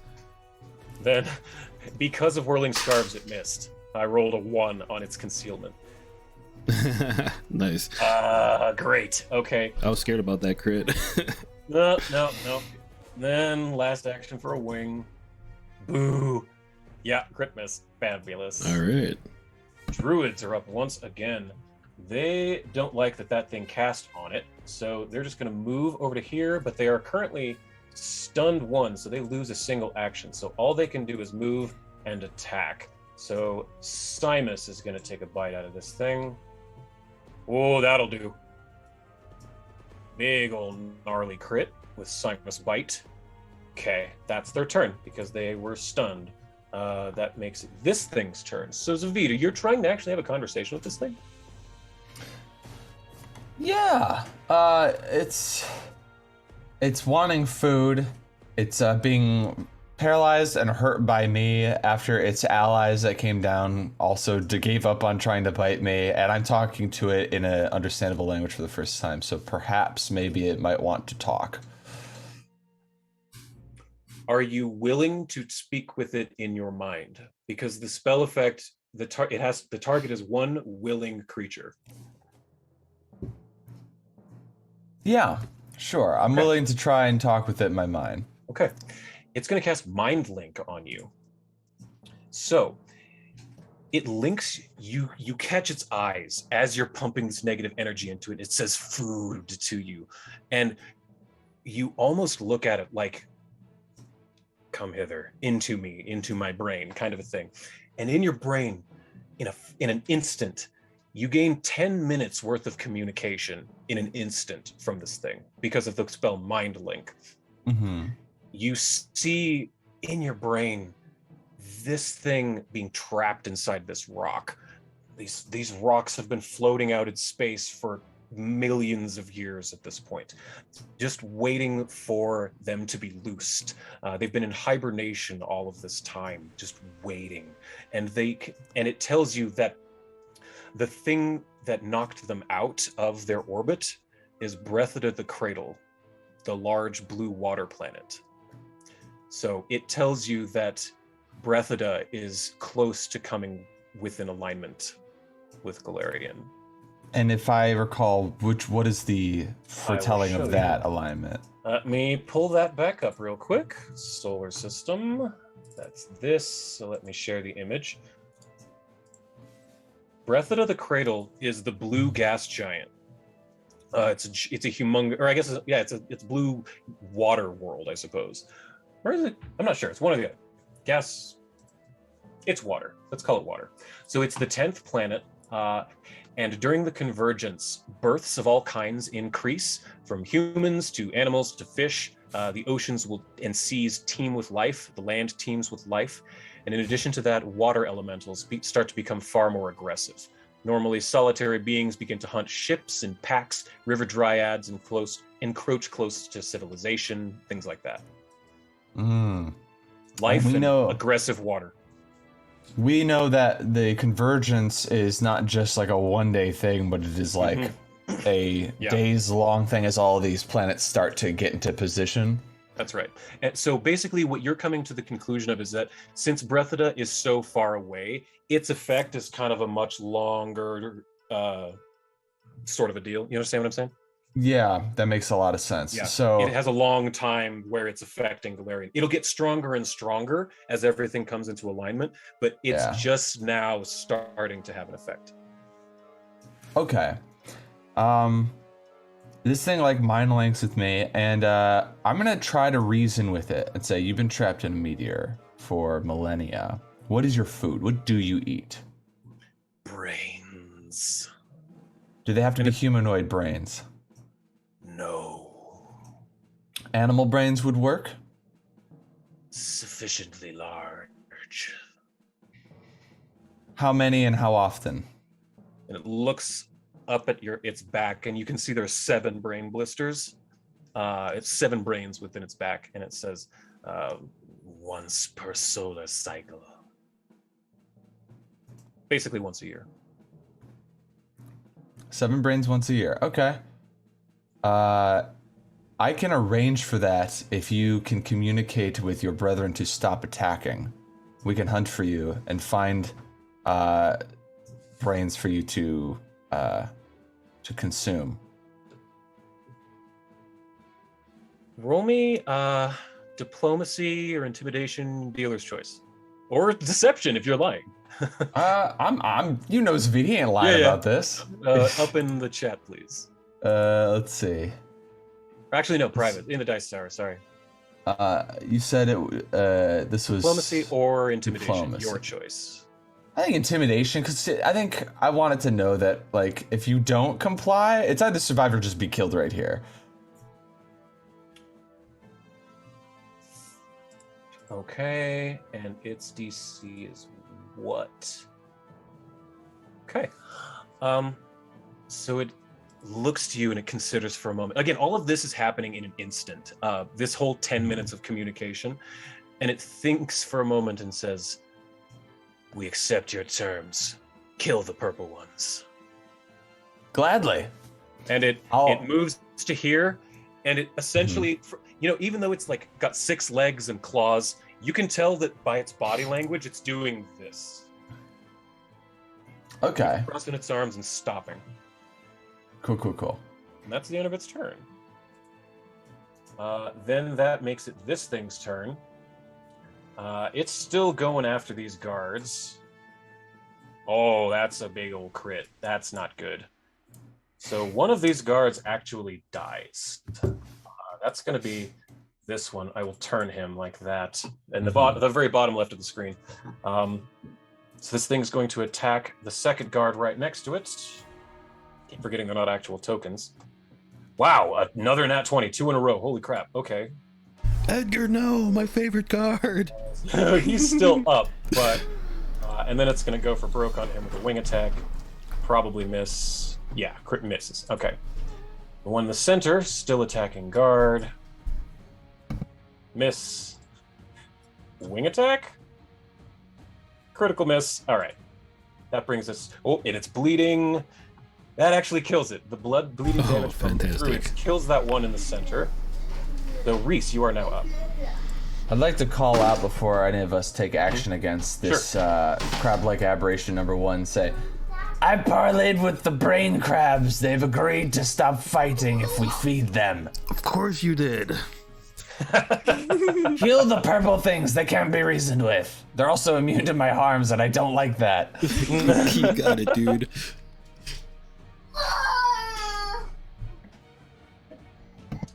Yeah, so Reese, you're up. Cool. Let me remove that. No. All right, sorry. So can I surprise attack, or would I be able to surprise or sneak attack that one that's next to Demarius? Yes, if you get in between the creature and Danny, you will be flanking it, and that will give you sneak attack. Awesome. So is that one move action then? 5, 10, 15. Oh yeah, 20 feet? Absolutely. Okay. So like right here? More like right here, because Danny is actually like there. So yeah, Reese rushes over and places himself in between Danny and this creature heroically, but also setting up Demarius for quite an attack. So now it is flat-footed, so go ahead and give your attack. Right, perfect. I don't have to put anything in for a sneak or anything. You shouldn't have to. I don't know why it didn't work earlier, but it because I give you the same buff that Khan has. So go ahead and try and see. Okay, and then I'm just gonna longsword it. Okay, so you hunted prey. Ooh, nat 1. You do have a hero point if you want to re-roll it. Yeah, hero I'm gonna do that. Yep. Do I have to click anything for the hero point? Yes. On the main tab of your character sheet, up at the top where it says hero points 2, just double click the 2. There you go. Okay, cool. I'm gonna go and try to redo that one. That's what hero points are for. Yup.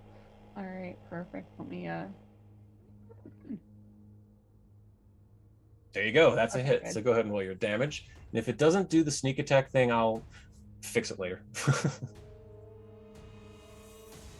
It didn't. So roll another d6 and I'll just add the damage. I don't know why that's not working. So an extra. And then I have the +1 4. from Danny. Oh yeah, extra 5 damage. So that's on number 1. So another 5 damage is that much. Okay, it's still up, but it is hurting. So is that your hunted prey now? Yes. Number 1. Okay, so that's move, hunt, prey, attack. So that's your whole turn. So that makes it Danny. You're up. Reese has just heroically positioned himself in between you and this creature. So I'm going to just like kiss him on the cheek real quick. Thanks, love. I'll see you in a few minutes. That's a free action. And then Good. let's see. I will move a little bit this way, which will take an action. And then I see the druids getting attacked. And I'm going to use Fast Mantle Killer. On creature 9, the little crystalline thing? The Craberation. Zavid did just yell to not kill the Craberations, just so you know. Oh, he did? Okay, I was not here for that. Oh, yeah. He parlayed with them and convinced them that if y'all feed them, the Craberations will not kill anybody. But it also did say, kill the purple things. Okay, well then... Ooh, actually, that reminds me. Since I see this creature so low, does Death Knell work on it? Or is it not that low?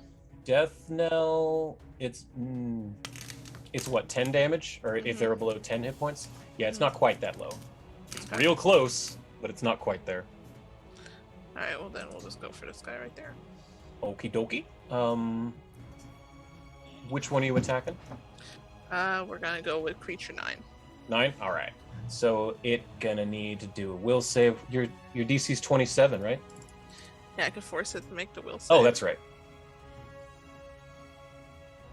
Fabulous. Oh, well, I think you have yourself targeted, Danny. I'll fix it. I'll fix it. So 1 second. 1 second. Now you're good. Go ahead and roll the damage. Cool. Now do I roll the 8d6 or the 4d6? There's a lot of tabs here. Phantasmal Killer is... Holy crap, what is this spell? You target it, create a phantasmal, and it fails 8d6 mental damage, and it's frightened 2. Holy crap. Okay. Okay. Yeah, it's the 8d6. Frightened. Right on top of that guy. 21 damage, and it is frightened 2. So let me give it that really fast. Frightened 2. Perfect. Okay, so that's 2 actions, right? And then you moved? Yep. I need to go. Is there a chance that we can go to break real quick so that way Absolutely. we can fix the things? Sure, no problem. Perfect. All right, we'll take an intermission. We'll be back in just a moment, everybody. And thank you for joining us. We hope you will join us for the rest of this fight and to see where this goes from here. Back in a moment. I'm like a falling star, I burn alone. I've got a heart without a home. Underneath this empty sky, just waiting for a sign. And it seems to me that gravity has got its hold on me, but I'm about to break free. Mothership, take me home tonight.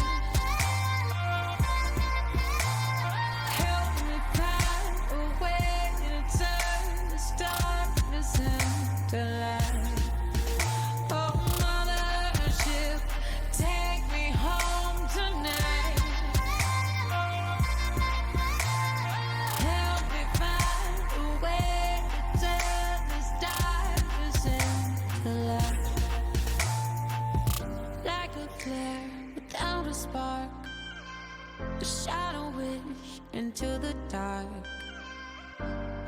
across the galaxy is where I dream to be.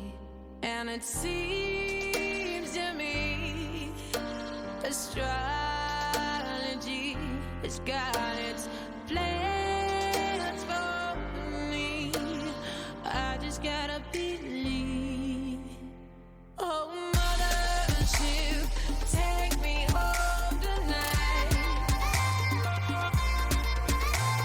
Help me find a way to turn this darkness into light. Oh, mothership, take me home tonight. Help me find a way to turn this darkness into light.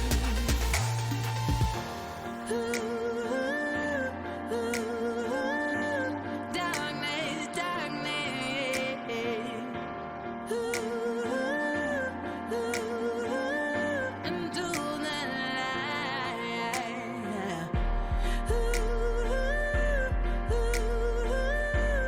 Help me, help me.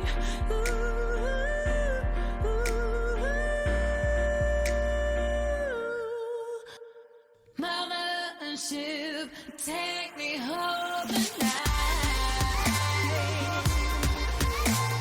Help me find a way to turn this darkness into light. Oh, mothership, take me home tonight. Help me find a way to turn this darkness into light.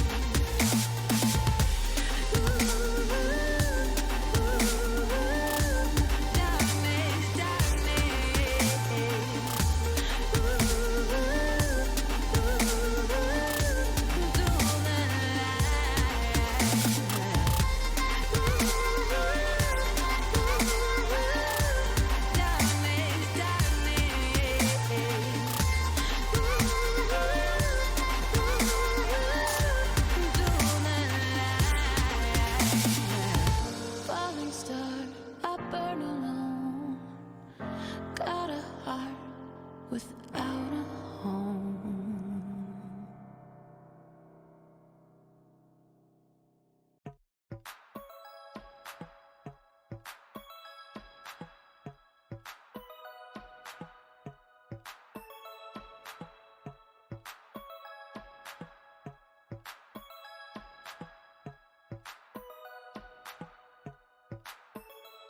Some see me as a cynic. They come in for the base, but they stay for the acidic. I've been on that paper chase, keeping pace for a minute, and I'm aiming to appreciate the moment while I'm in it.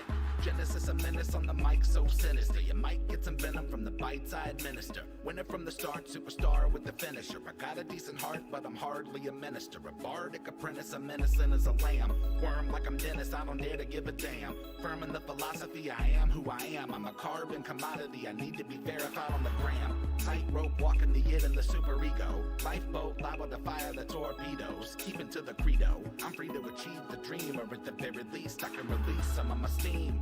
Alignment is just a part of the process, and lately I've been making some progress. I'm finding the defining the balance of good and evil in people is nearly an impossible conquest. Regardless, stay CG, only way I know how to be. When I combine my child with OTIC, an outlaw like I'm Robin H. Double OD. I made it through the rubble, now they got trouble with me. So we're supposed to be sophisticated. Then why is 67% of the population undereducated? Emotionally incapacitated. Historically opinionated characters end up assassinated. And that's okay with the people faking it day to day. Capitalizing on capitalism, it's pay to play. Waiting for data to make it fade away. Whether you admit it, but witnessing biological decay of the human race. We're going to a new place. I really hope it comes soon. I don't do space, two-faced, treble and bass, running the rebel base. Outpacing enemies in the interface. In your face like a zygomatic arch. I got them in lockstep, meaning my melodramatic march is effective, albeit rather subjective. I encourage you to pursue a new perspective. Alignment is just a part of the process, and lately I've been making some progress. I'm finding the defining the balance of good and evil in people is nearly an impossible impossible conquest. Regardless, stay CG. Only way I know how to be when I combine my child with OTIC. An outlaw like I'm Robin H. Double OD. I made it through the rubble, now they got trouble with me. Since the day I was born up and non-conforming, I put myself in a position to make a living performing. Haters should consider this a form of warning. I've been swarming on them like a storm, I'm global warming. I'm not the one, done been through too much madness. Mastered the wrath and the sadness. You would need an atlas to match where I'm at. The fat cat put the nerdcore rap back on the map, that's Yazzie. Weaving that underwater basket. Rap till I'm wrapped in a casket. Snapping I'm back on the track like a Matt Foley. Stay blown like a fiberglass gasket. Gassed up, I'm a maniacal minotaur. Try to hit me with your best shot, Pat Benatar. Try to get me on that guest spot, but I stay on the lab, and that's where I'ma be until they put me up on the slab. It's magic. Alignment is just a part of the process, and lately I've been making some progress. I'm finding the defining the balance of good and evil, and people is nearly an impossible conquest. Regardless, stay CG. Only way I know how to be when I combine my child with OTIC. An outlaw like I'm Robin H. Double OD. I made it through the rubble, now they got trouble with me. Life is short, do it. We are back. Thank you so much for joining us. When last we left off, Luxadumbra was right in the middle of a battle with these alien creatures from beyond the sky. Zavid managed to parlay with the intelligent brain holders and made a deal that if the purple crystalline bats are killed and the brain eaters are fed, that they will stop fighting. And Danny's turn is over. That means these two, or this guard way down at the bottom, is going to take his attacks against this thing, and he's going to hit. All right, a little bit of damage. Call it good. The corroboration up here by the druids. It heard. It got a. Yeah, okay. It's going to just cast invisibility. Boop. And disappear from sight, and you no longer see it. That's not a good thing, is it? So, hold on, there we go. That brings it to Khan's turn.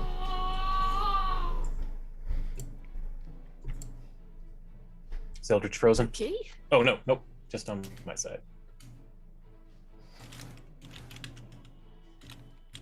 Am I? Your video's frozen. Is it? Yeah. It's Khan's always video. on my turn. Yeah, always on your turn. When my internet Yeah, even your audio's starting Mhm. to go robotic. decides Little not to work. Well, it sounds a little better. Yeah. Well, we'll see what you can do. Try it. You said that sounds a little better. That sounded like sadness. That sounded way worse.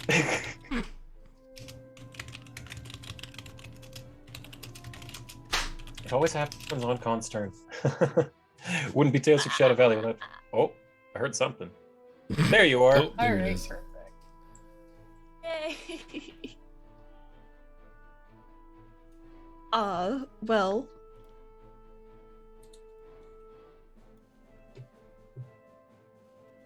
I'm going to move ones and to use tumble behind Tumble behind? Okay. or tumble through. Tumble through. That is against their what? Yeah. Reflex save?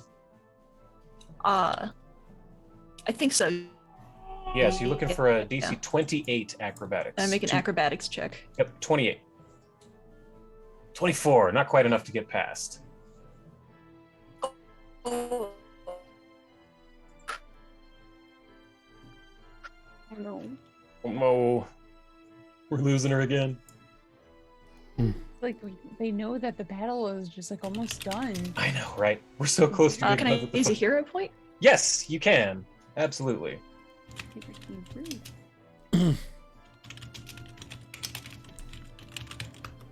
So yeah, again, 28 is the DC you're looking to hit. Not enough. Dice gods have spoken. Not enough. They have.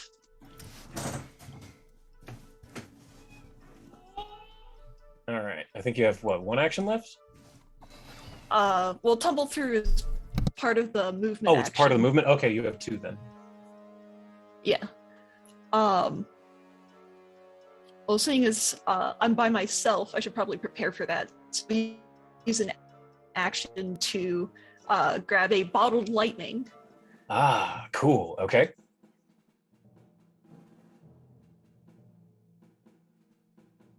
Then are you gonna attack with the lightning or with your Just- sword? Just to have on hand. On hand, gotcha. Okay, so I think you have one action left, yes? No! I'll do a sword attack. Okay, sword attack. And you have the bottle lightning in hand.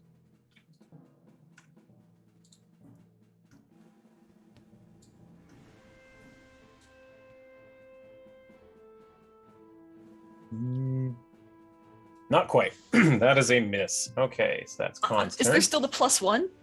Oh yeah, that's right. There is the +1 for this round. This is the last round. So what is Yeah, it? I don't. Nope. Okay. Let's see. It's AC is 25. That is just a hit. Yep. So you can go ahead and roll damage. Yeah! Because of Danny's lingering song, you gain that +1 and the +1 damage. So add the 1.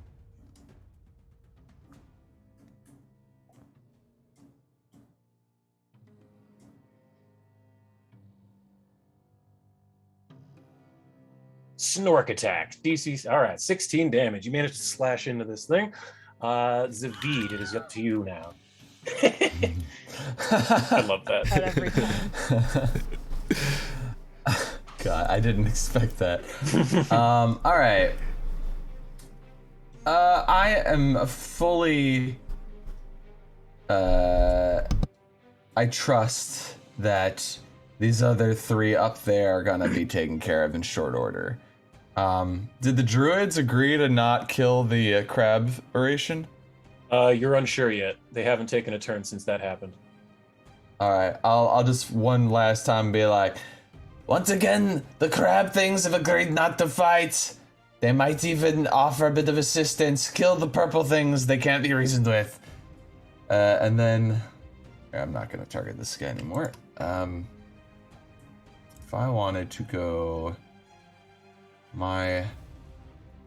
yeah, right here. Okay. Okay. Can go right there with my full movement. Long Strider's so good. It's so good. Just that I an like to extra imagine 10 that feet Zavid- is. Yeah. I like imagining that Zavid's version of Long Strider is his legs just stretch as he walks. He just takes real long strides, like it's literally a long strider. His gait gets just really long. Yeah, he's doing the splits with every step. Is this guy straight up dead or just unconscious? This guard. Unconscious. Now that you're up to him, you can tell he's unconscious. I cast Soothe on him. Okay. So let me double check here. Soothe. At what if level? Because it's maxed. It's 4d10 plus 16, 30-foot range. And this is isn't it plus since 2 it's your on saves your or signature spell, so you can cast it at any level. At any level. I'm just Yeah. gonna max it because it's it can be heightened. Sure. So this dude's gonna get 4d10s, I think. I think it's 5. Plus 16. 5th level harm. I'm sorry, 5th level soothe. That's 5d10 plus 20. You're right. Jeez. Okay. So this plus 20. 40. So Damn. yeah, you see this guard's eyes just pop open and his wounds stitched together just so quickly. It leaves a strange scar that you can already see across his neck, but he's no longer bleeding out. He looks perfectly fine. Oh no, we lost Eldritch. Oh, okay. All right, well, it's this thing's turn, the one that's right next to Eldritch. Wait a second. Yeah, So always. there's 2 actions? That's right. And then didn't you move as well? I did. You're right. Damn it. So I'll just tell that guy. I'll be like, "Hey, what are you doing? Sleeping on the job?" That's my verbal component to soothe him. There you go. I like it. You're not gonna give up on your family and your countrymen so quickly. And he's just like, no, I'm not. I love that, actually. Oh, there's Eldritch. Trying to get back in. Yep. I'll give her just a moment. Yeah, no Oh, well, problem. it's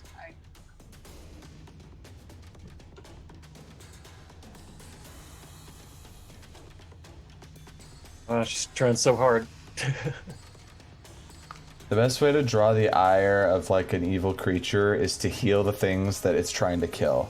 True. Because then they're like, fuck you, stop it. Hey, there you are. Maybe. Maybe. Maybe? Mm. Oh no. Why does this always happen? Purgatory forever. Oh, we heard Purgatory Forever. What? Hi. Oh, one sec. Dungeon. Oh, no. Why does this happen every week? Internet is weird. Welcome to Lux I'm gonna and try resetting Tumbra's the router. stream, Okay. where we Okay, have so Eldritch is going to try Carry on. resetting the router. Resume All right, I'm just going to take the loves attack us. then. So, attack on Con. That's a miss. It's going to try to wing on Con. That's a miss. And it's going to start moving to join its brother. 5, 10, 15, 20, 25, 30, 40 to here.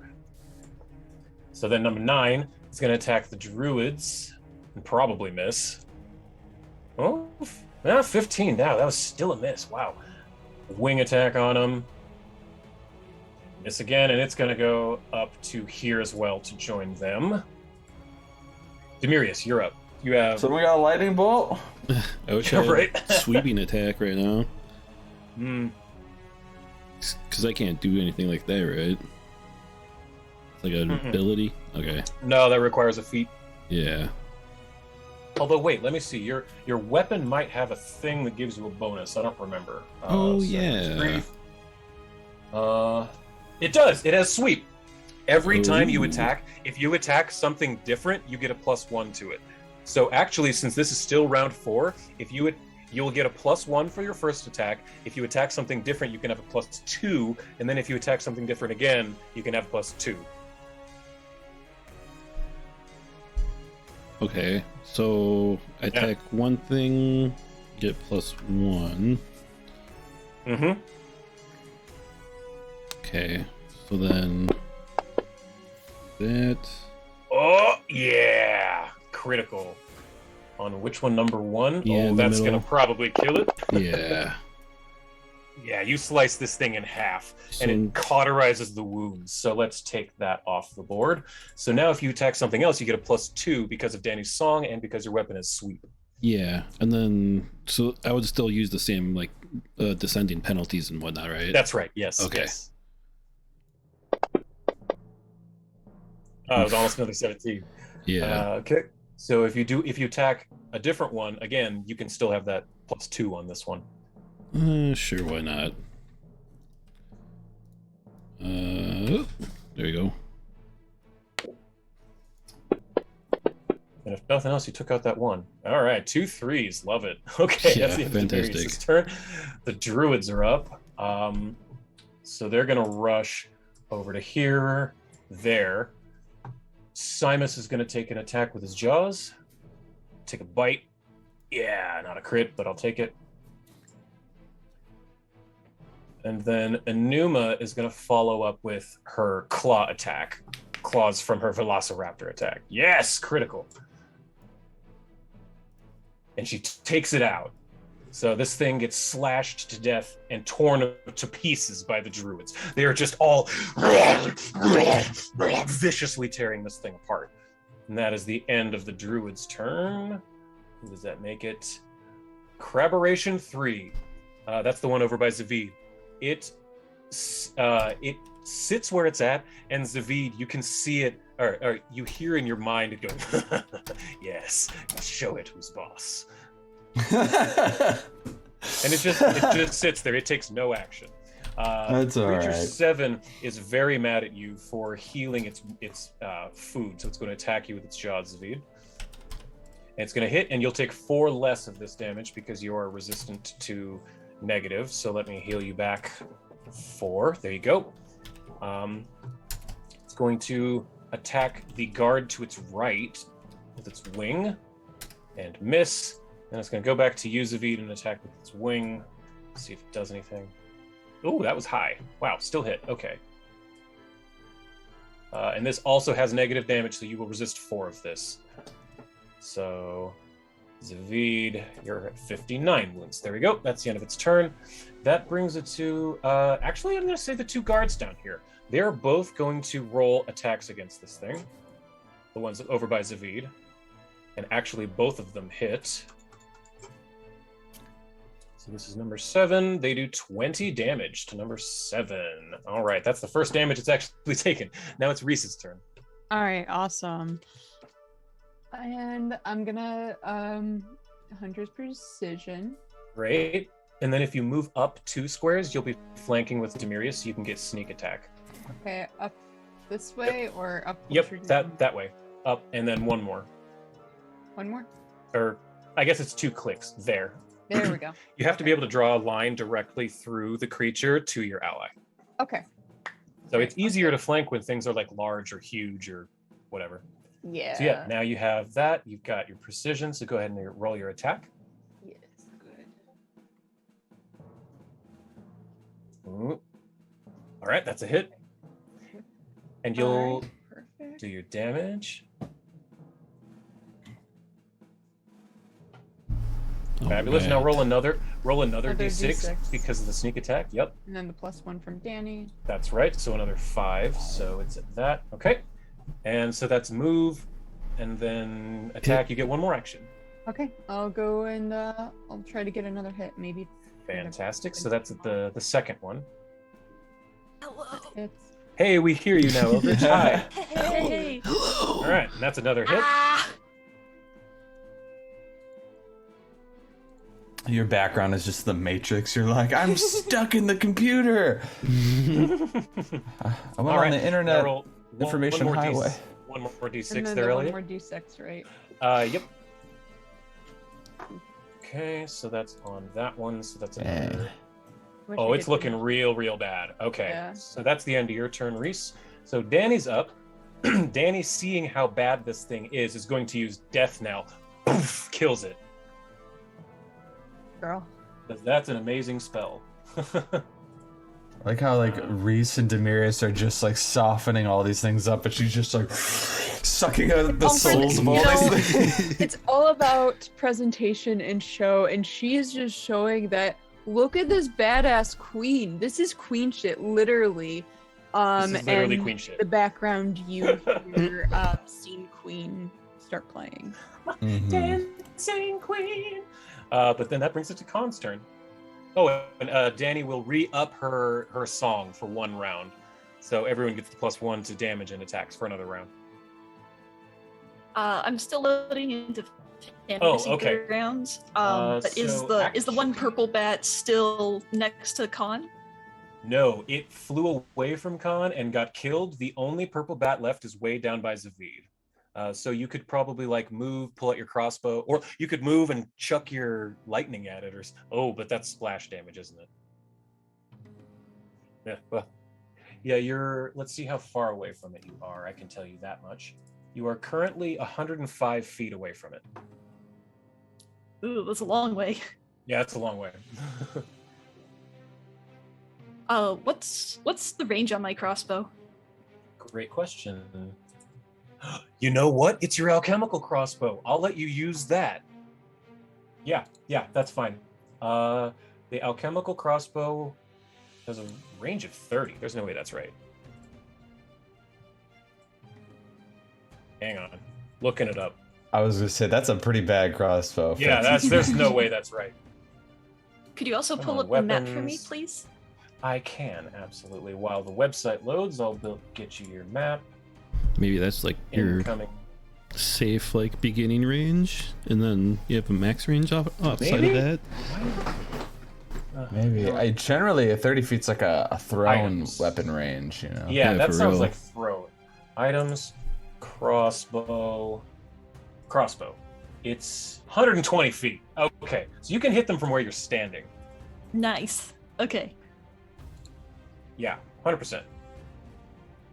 So I've made it Then- your target. Perfect. So action to pull out the crossbow. Is it also an action to load it? I'll say for this instance, since you had the thing out, no. Yeah, I'll Alright. say as you draw it, you can, put the potion in since you had it in your hand. All right. And then attack. Yeah, go ahead and you can hit it from here. And it is, I mean, yeah, it's not flat-footed to you, so you don't get sneak attack on this, is what I'll say. Totally fair. Yeah, because it is flat-footed, but not to you. This is when that other feat would come in handy, the one where it's flat-footed as long as one of your allies is threatening. Not quite. Again, you have one Not more hero quite. point, I think. I also have one more attack, right? Oh, yeah, that's true. You also do have that. Yeah. I'll just use the hero point All right. right now. Because I gave you all the free one for being from the hiatus, and then you get one every week. So. Ooh, dice Damn, gods. same The one. exact same. Oh, it was Nice. faded. Damn. Dice Sucks. gods. They spoke. I Yeah. hate when that happens. And then for the third attack, I'll just use the second. Wait, no. I need to reload. No, So, it's fine. I think it has like a couple of things. Or does it have the reload property? Let me see. I assumed all crossbows Common, do. alchemical. It does not have the reload property. At least I don't think. Let me. Items, crossbow. Does this thing have a magazine? It does not have it. I think heavy crossbow might. Let's see, heavy crossbow. No, neither of them have the reload property. I don't know. Yeah, I think that's just guns. Oh, Done. well then. Yeah. So yeah, you can Well, go ahead and have your until second Khan attack. gets a gun. Yeah. Oh, and Abe bought me the Guns and Gears book in Fantasy Grounds, so Gunslinger is an option. There it is! Nice. There it is. All right, so roll your normal damage, and then you said it was a bottled lightning, correct? Yeah. All right, 1 second.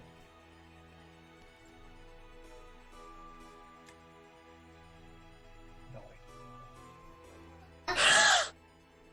Yikes, 32. That was excellent. And then let me see how much that lightning will do. And let's see, what level you are? 9? You're 9? Mhm. So that would be at least moderate level now. So it's going to do... where is it? Auto lightning splash damage on a hit, 5-footed. So it... Why does it not say the... 2d6 damage, and it'll become flat-footed. So roll 2d6.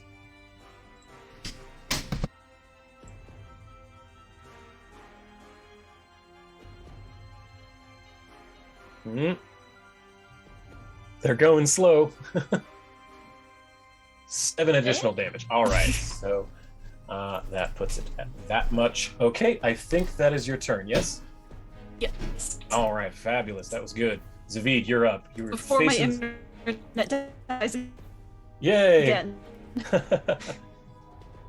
I'm gonna kind of smile at this thing as it just got sniped across the map by this lightning bomb arrow, and it's like being shocked in the air, and like there's this guard that was almost dead on the ground looking up, seeing this happen. The other guard who's been fighting on his behalf is just like, oh, and I just got my ass kicked.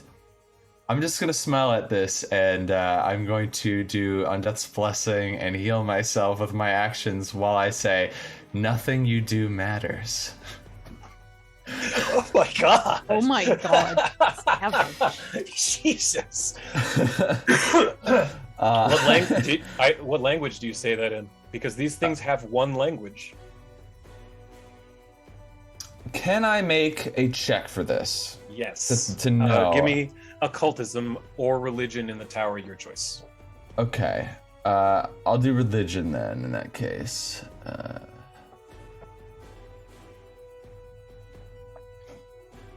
You get the sense that because the corroborations were speaking Aklo and these things were with it, that it probably speaks Aklo. Say in Aklo,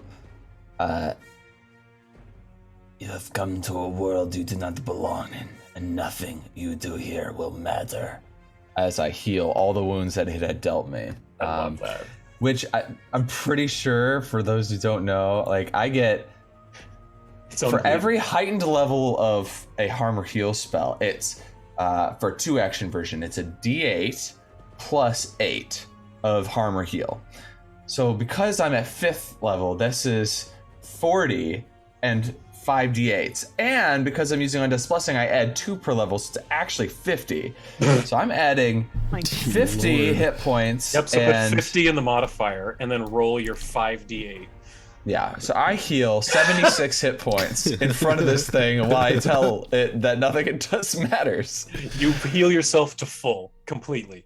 Every wound is stitched. Again, it always leaves a scar on you when you do this. But yeah, you are at full health, and I believe that's the end of your turn, right? Yeah, and I'm hoping if this thing is provoked, be like, fuck you, and attack me. I have Undeath's Blessing now, so I'm pretty sure negative energy will just straight up heal me at this point. It doesn't know that. Demirius, you're up. All right. Yeah.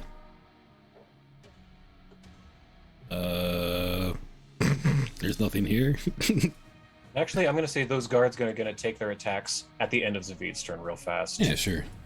1 hits, and it'll do 9 damage. Okay, go ahead. I guess I'll just floss. There's no way I'm gonna yeah. I don't think there's any way I'm gonna reach that thing on the bottom there. I don't think anything else is near me. So. Dude, don't you have that ranged spell? Oh, Sunblade. I suppose so, huh? Yeah, you have Sunblade. Man.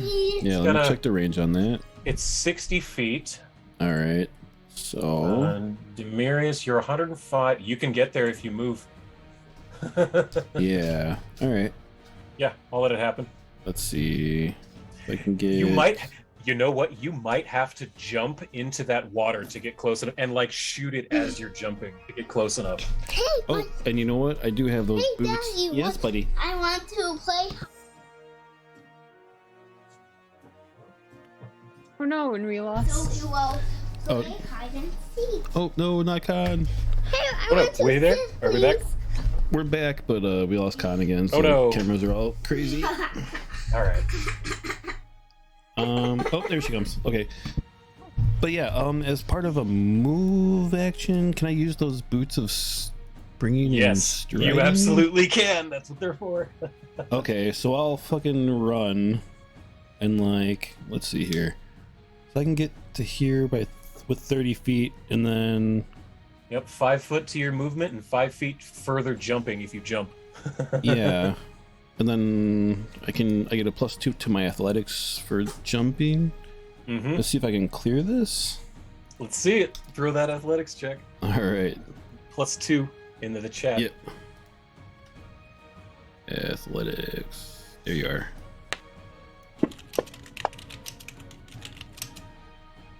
Oh, that's enough to make it. Yeah, absolutely.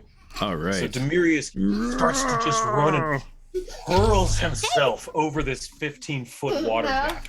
And lands hard on the stone, and you can cast your spell. Yeah, let me get that thing. Let's cast a spell. Sorry, my son's being crazy right now. You're good. Let's And see. then targets. It's a miss, but you have a hero point, I believe. Yeah, let's redo that. Be a hero. It's the time for It's it. the time, man. There we go. Yeah! Oh, all right. There we go. Yeah. Okay, so this matters. Let me see here. Sunblade. Doesn't it do extra damage to stuff? Yup. Critic. These Yep, things double. These things are evil, so it will take double damage from fire, good, and positive. So it's going to take 8d4 fire, 8d4 good, 8d4 positive. Okay, so if I click these, will it auto crit them, or should I just do? The first one will. The second and third one, you're gonna have to hold shift, I think. Okay. Okay, there's the fire. Yep. Dear Lord. This thing got obliterated. Demirius, I want you to describe what everyone sees just now. All right, so I was like looking around, see that one over by Zavi, and just point it out and just start charging. It's like, God, Cernway, help me! And I just like leap through the water, and as I do, I'll like throw out my faux shard and just like pull the energy from the sun and just shoot this beam out of the halberd as I'm like landing, kind of like I don't know, like Iron Man or something, fucking shooting ion beams out of his hand. Like this blade, this beam just flies out and just like scrapes the ground and leaving an indent into it, and then just like splitting this thing in two. It is evaporated. You have reduced it to atoms, and we are now out of combat. You were all successful. Fabulous job, everyone. Let me award a little XP before I forget. Skadunk. It's good dunk. Yeah, 220. Ooh. Fabulous job, everyone. We almost lost Edgar. Yeah, I'll help Thank you, Edgar up. Zavid. And Yeah. and be like, you fought well. Your queen will be very proud of you. Thank you. You saved my life. Well, it was a team We are effort. heroes. Demir's over there just sawed it in half with sunlight. That was pretty important. Yeah. Watch your eyes. The tales they tell of Luxitumbra, they're all true. I always assumed they were fabrications, like the legends of my childhood. But you are truly true heroes. Thank you. All right, you're making me uncomfortable. I'm gonna talk to the brain crab. That doesn't make anybody else uncomfortable. Yeah, and I just start talking with it at Aklo, like, we're gonna get you set up here. We're gonna find a place for you guys to kind of lay low for a bit while we get some brains for you. But in the meantime, welcome to Earth. If there's anything we could do to make your stay more comfortable, you let us know. Get you a hotel room, set you up. Yeah, basically like your guest now. What happened to that one by the druid? That one's kind of like dipped out. It cast invisibility, and I can at still this see point, it. I'm gonna go over to the. I'll be the druids for a moment. They've finally calmed down a little bit. Simus is not as bestial as he was. Enuma and Tifatina both morph back into their human and halfling forms, respectively. And Simus says, "One of you said to leave the brain creatures alone, yes? Apologies." Yes. Apparently, Zavid Apologies. can communicate with them, so Very good. And the druids will kind of go here, and again, they've gone back to their normal forms, and the creature does appear back again. Let me find it 1 second. Another one of these here. Where'd it go? There it is. Here and here. It was over in the forest. It just kind of disappeared and wandered out, but it does slowly kind of creep out once it thinks that it's safe to do so. And it comes out to there. I have Ant Hall. I have a lot of buffs up for this wedding. Can I Ant Hall this brain thing on my back, cast jump on myself, and jump across the chasm to get him over here? 100%. That's awesome. Yeah, I'm gonna do that. I got the brain thing. I'm like, it's cool. They were confused and they're hungry and they didn't know where they were. The purple things are the bad guys. They're gone. These things can be reasoned with. And I'll move a little bit here. Yes, you take your jump and go out back over to there. Let's see how many spells I got left. I got a 5th level spell. I got all my 2 4th level spells, 1 3rd level spell, and 2 2nd level spells left, and that's it. Sounds like a lot, but it's like half my magic is gone. That is quite a lot, yes. But I guess I'll start like talking with the druids and just kind of like let them know what the deal is. Like these things were pulled out of their hibernation from the approach of, what was it called again? Brethida, or no, the Diaspora is where they were. In the Brethida asteroid is belt. is the Brethida blue is the planet. planet that knocked them out of orbit. Its gravity is essentially what knocked them out of orbit. Yeah, and I'll basically say that means that if we are going to cross the ocean to Osiris, that we better do it before it gets crazy. And that's when Zavrim comes up to you and he says, "Might I interject a moment? Yes, it is important to get across the sea to Assyrian, obviously, but is it not true that you also heard that there was evidence of one of Danny's siblings up in Belkson?" That is That is perhaps a little closer. And even with that, Lumbee pops up and says, "Oh, Belkson? Belkson is just northeast of Corvosa. I could get you to Belkston.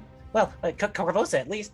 Glaric and I have this." And Lumbee, the little halfling, reaches into her back pocket and pulls out a scroll almost as big as she is. Well, we usually just use it to go back and forth on diplomatic missions, but it's a scroll of mass teleport. We could take you back to Corvosa, which is just a hop, skip, and a jump from Belkson. And after seeing what I've seen today, Luxadumbra, you truly are everything that we've heard. I think Queen Cressida Croft would be much interested in meeting with you and forming an alliance. I can arrange a meeting. That would be fantastic.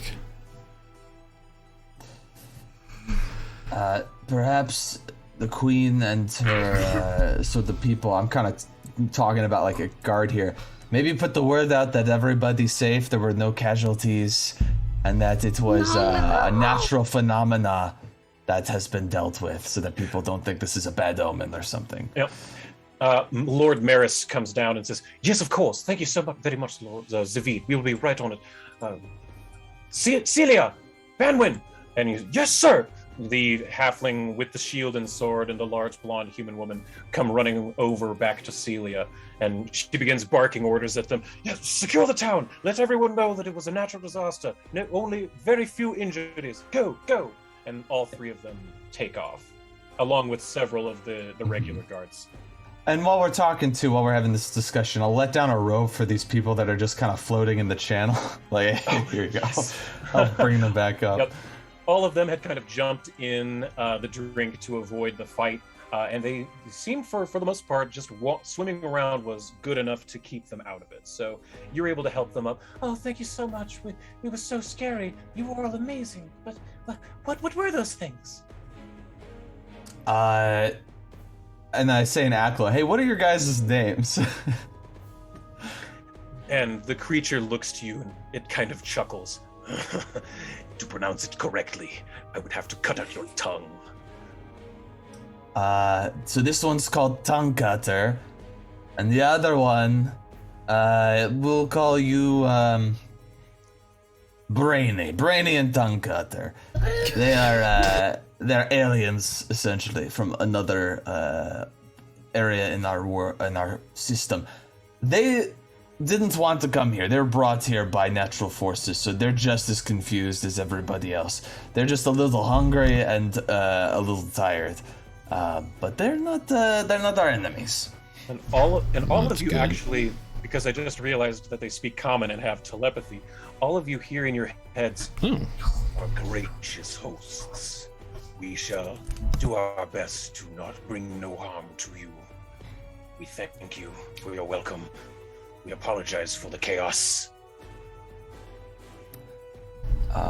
Understandable. And I'm pleased with this. I'm gonna kind of walk over to the druids. I'm like, I'm gonna need like 14 animals that have large brain masses to be hunted so that they can eat the brains. Can I trust you guys to figure that out for us? "Yes, of course. We understand the need for food. Predator-prey. Life would not be correct without the predator-prey cycle. Everything needs to eat. It is all part of the balance of life. We shall find something for these creatures. They will have a home with us, away from the terrified, xenophobic eyes of civilization." Fair. And the best part is, they said they only eat once every solar cycle, so they're very low maintenance. I believe you, yes. We can definitely have that arranged. Yeah, absolutely. There's, cows, there's larger mammals, and we can find something. Yeah, we can definitely get it fed. Not to worry about that. There's plenty of prey up with the phasing. I knew I liked you, druids. All right. Of course. Fantastic.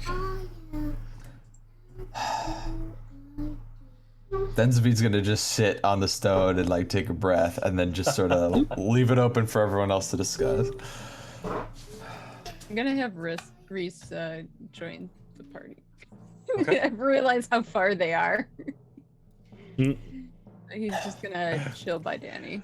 Yes, so Great. Everyone can kind of take a breath at this point. Demirius Zavrim comes up to you and says, Yeah. My boy. No, I apologize. I need to stop calling you that. It's quite alright. I'm sure I'm no boy in Sir your Alpha. eyes. You have truly stepped into your shoes as Serenre's grief. Please, go with all of our might. Tell the world of what is coming. Bring the light of Serenre and the Dawnflower to the dark places. I think this is just the beginning of much more darkness. We must prepare. Everyone must be prepared. Even our old traditional enemies must be prepared, for this coming fight concerns the entire world. Yeah, I agree. I'm gonna do as best as I can. You need to get the word out to everyone that we can. Whether we're enemies now, we need to forge alliances with them. Behind you, you hear a couple of footsteps. Hey, you want Smoosh to help you smash these things? Smush. And Smush comes up with his top hat and his giant tie still on. First of all, you look fantastic. Wherever you got that. Oh, thank you. Cheers to the tailor. But Oh, it was this orc. His name's Krek Longwalker. oh, all right. And you recognize that name immediately as Barbariana from the Pride Fest. Ah, okay. Yes, the orc drag queen. Fantastic. Smush, I appreciate the smushing, but these creatures, our friend Zavid here, he was able to talk to him, and the druids are going to take care of him. All right. Hey, and he looks over to the Crabberations and says, Oi, any friend of the Holy Man and the Shadow Man is a friend of Smush. And then Smush looks to you and says, So is there war coming? What you need Smush do? I got your back. There's definitely something coming in the next few months. This is... I think we should just say to people now, this is a precursor for some very trying times ahead. Luckily, this is not an unknown thing. This is not a surprise to us. This is just the first of many very strange incidents. Lots of things are going to be going crazy. People are going to think it's the end of the world. It is not. The world will still be going after this.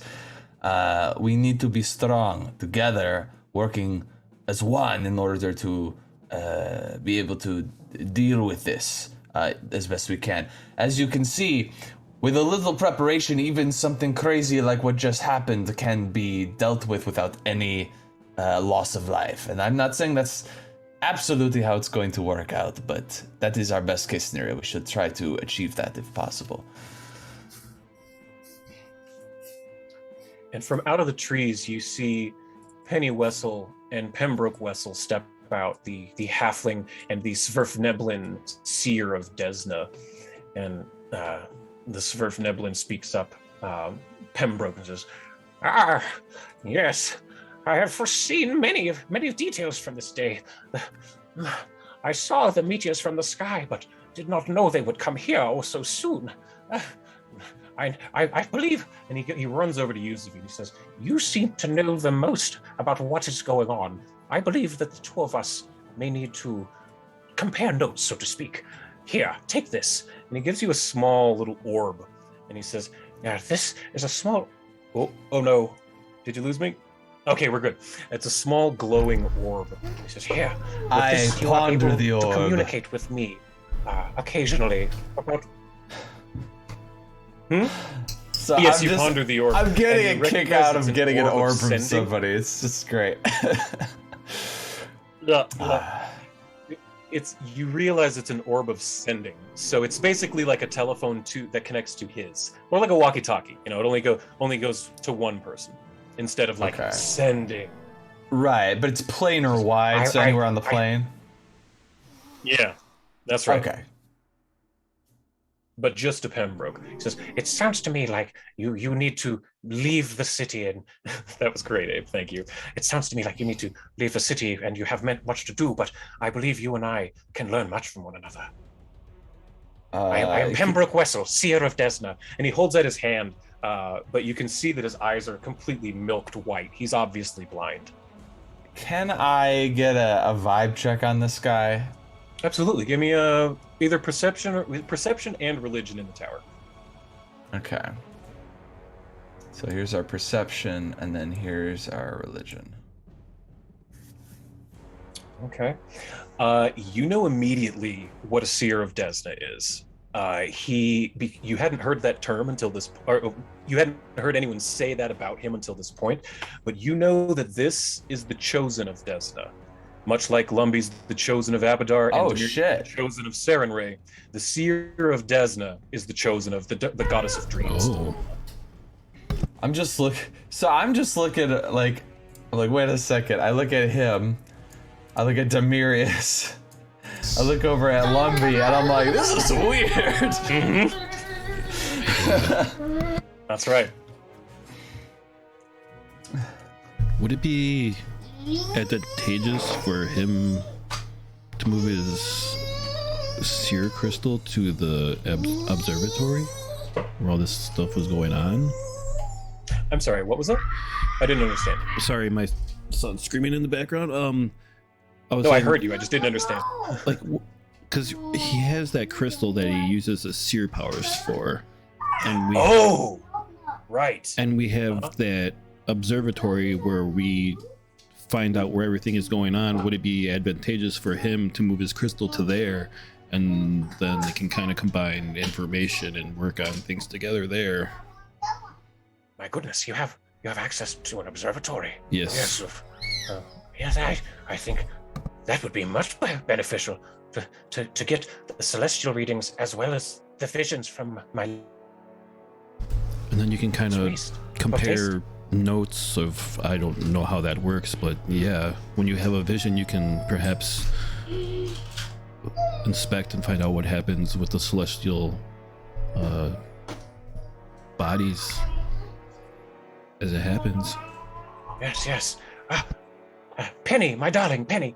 Yes. And his wife Penny runs over. I believe we'll need to be staying here in Druma for a little bit to combine our resources and our knowledge. I think it would be beneficial for everyone. We can leave the city and bring the crystal. I think we'll be safe here.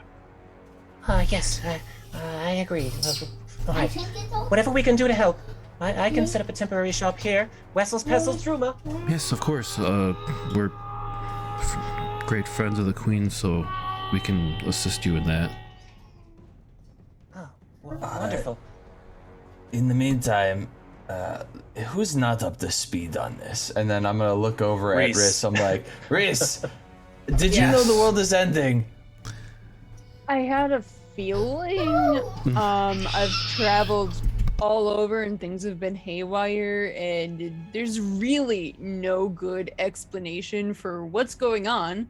So world ending, yeah, that sounds about right. I'm not sure. We're gonna need your notes. Come into this. We need to pool everybody's observations and resources so we can have like a unified battle plan here. And I don't know if you, Elliot, actually know of like the sort of lore and what's been going on. I've been given Lumby's beautiful notes. I gave her a tome. Like 10 pages of notes. I felt so bad. I was like, I'm so sorry. I need to go through them to fully understand and just but I did a quick read through. This is one of the most important images. Okay. Yeah. Basically, Zavid will give you the Cliff Notes version. We live on Galarion. There's all these other planets. You accidentally exited out. Yep, you exited out. That's okay. You're still in Zoo. Okay. There's all these other planets, and every so often, a planet lines up with the sun, Galarion, and then the planet in like a straight line. And when that happens, when there's that like conjunction or whatever, there's a sort of effect that the planet has on Galarion. Each one has its own thing. The one that I was referencing, Bretheta the Cradle, is like this big gas giant in the back of the solar system that influences births and life and water elementals and shit. When they are all aligned, which is like that almost never happens, but when it does, it's fucking crazy, and it allows for not only all of their individual effects to go off at once, but bigger effects that no one alignment could achieve can happen, like the awakening of the god Rovagug, the rough beast that has been imprisoned within Galarion. So there are some other baddie gods that want to bring out Rovagug to start a war against, I'm guessing, the upper planes, and just kind of take the material plane for themselves, some sort of power play. The prophecy states that it's going to go badly for not only us, but for also the bad gods too. Like, they can't control Rovagug, so like they're gonna get the worst of it as well. We have about, I think at this point, like 5 months. 5 months. Until this event. And in the meantime, there are like a lot of agents of these gods and factions trying to kind of get things ready, but we don't know what the specifics of their rituals are going to be. We just know the location of where Rovagug is like said to have been trapped. We know the locations of where we believe Danny's siblings to be, and their blood is super important for this because their bloodline has a lot to do with this thing. And also, we're still trying to figure out like if there's some sort of counter ritual or thing we could do to stop or reverse whatever's going on. And also, we're just trying to like warn people, let them know that, hey, the apocalypse is about to happen, but it's temporary. Everything will be normal if you all just like keep it together for a bit. Yeah. So our prime That's objectives a really right now, good success. Yeah. Yep. Yeah. Go ahead. Prime objectives. That's a great list. Basically find Danny's siblings before the other people do, so they can't use their blood to bring about Rovagug's awakening, basically. And then try to tell everyone on the planet, hey, things are gonna get fucked for a while, so get your shit together. That's a lovely breakdown of everything that's going on, y'all. Fantastic. It's very, very easy to consume and makes a lot more sense now. Yes. Mine was a little more flowery because I copy and pasted a lot of the stuff from previous sessions. Like, remember when y'all were in the secret compartment below the Temple of Io, and Zavrin was telling you the first time he told you about the war? Like, I gave him all that. So. I see. Anyway, yeah. So the thing you know of, Reese, is that down in Osirian, things have been. There's weird things have been happening. People have been seeing more mirages in the deserts. People have been like having weird dreams, nightmares, stuff that doesn't make any sense. People's been seeing things that aren't there. But like the big thing is people are seeing much more and much larger mirages in the desert. I'm gonna relay all of that to Zavid, the party. Give me a religion in the tower. Okay. Since Zavid's sort of the note holder, like the one who has all this info. Yeah. Is that dragging the 12 into the... Oh, no, just Zavid. Oh, okay. Here. Here's my religion check. Okay. Having Reese explaining what's been going on down in Assyrian, you're putting together in your head that means Lyavara the Dreamer is also must be coming into alignment. The one with the ring. The other big planet. Yeah, the other big gas giant. They're far away, but also like my reasoning is that because they're big, like technically, if we're thinking about it like a line, like here's the sun, here's Galarian, like the Earth-sized planet. Just the edge of the planet, not even the center, but when the edge comes into the alignment, that's when you start to feel it. So like it's moving slowly, but eventually it will get to the center. You are correct. That's absolutely correct. It's okay. The ones with the big ones that are really far away, the effects last longer, but they're less intense at the beginning and end. You know? It's a much more slow progression to the alignment of the big ones. The ones that are really close in, like let's say Castrovel the Green or Akaton the Red, those pretty much, bam, they're there. This is a very cool world building. Isn't do it like great? I love Galarian. But yeah, so that's kind of what we're dealing with. Good thing that this is starting to make sense with what's going on in my world versus what's going on over here too. So glad to help because I was honestly trying to find answers outside of, seeing Danny. So worked out. Yes, this is I don't think that this was a mistake. I think that with 3 champions here of all different gods, your arrival, these things falling from the sky on the freaking wedding, like not even on the day of coronation, not even on the day of the coronation, but at the coronation ceremony. This is like, it is not a coincidence, I don't think. Well, then it sounds to me like we need to jump into action as quickly as possible. What do you say? Should we get ourselves over to Corvosa, warn the Queen, get you outfitted? As High Auditor of the Bank of Abadar, I have access to certain financial assets that might be of... No, it's mine. Clearly, Bank the money is assets all belong his. to him. The bank assets belong to Elijah, absolutely.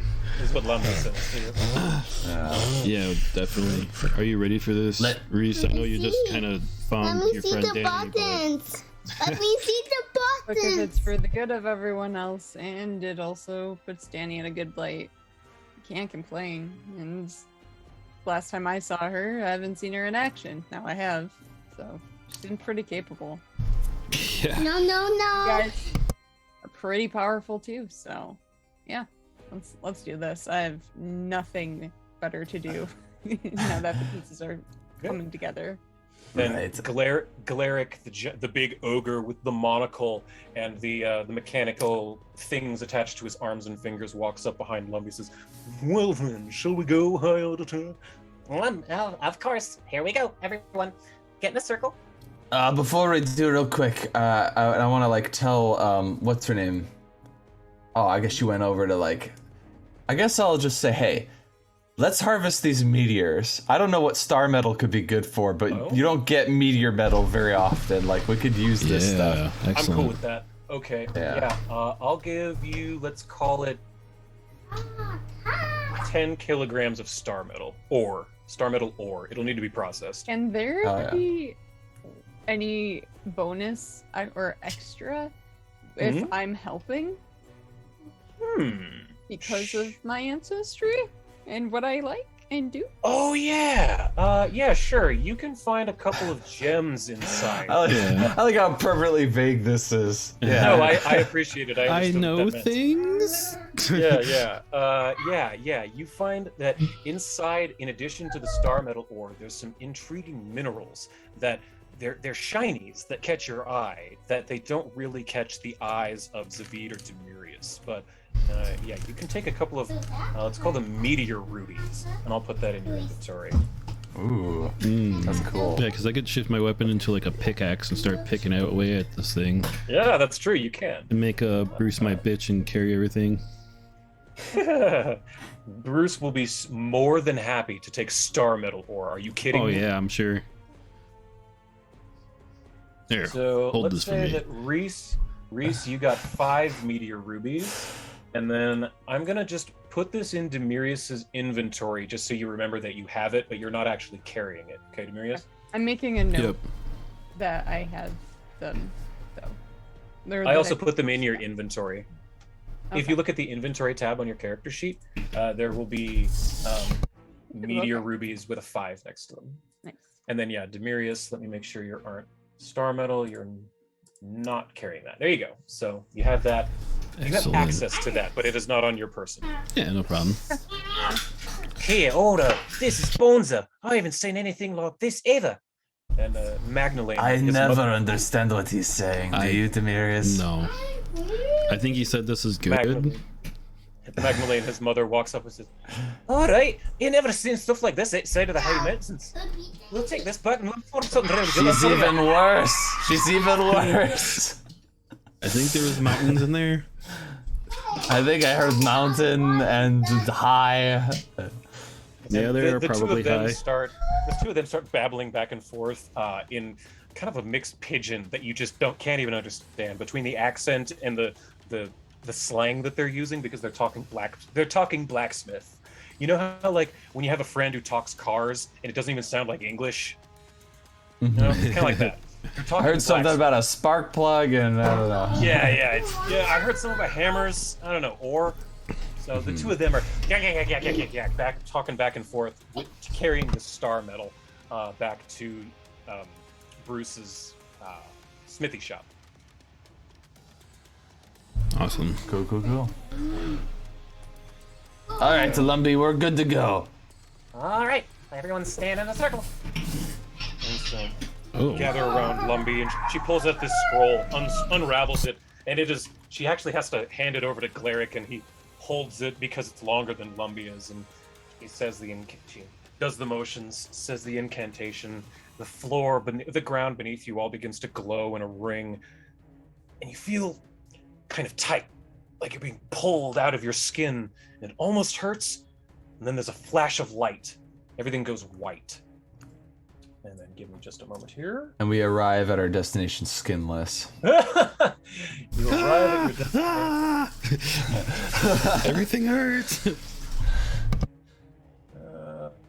arrive at freezing fantasy grounds. There we go. You arrive. I can't. Let me move that. Sorry. Maps are a pain sometimes in fantasy grounds. There we go. That was a really complicated map that we just came from, too. Yeah, for It sure. was, yes. Almost ready.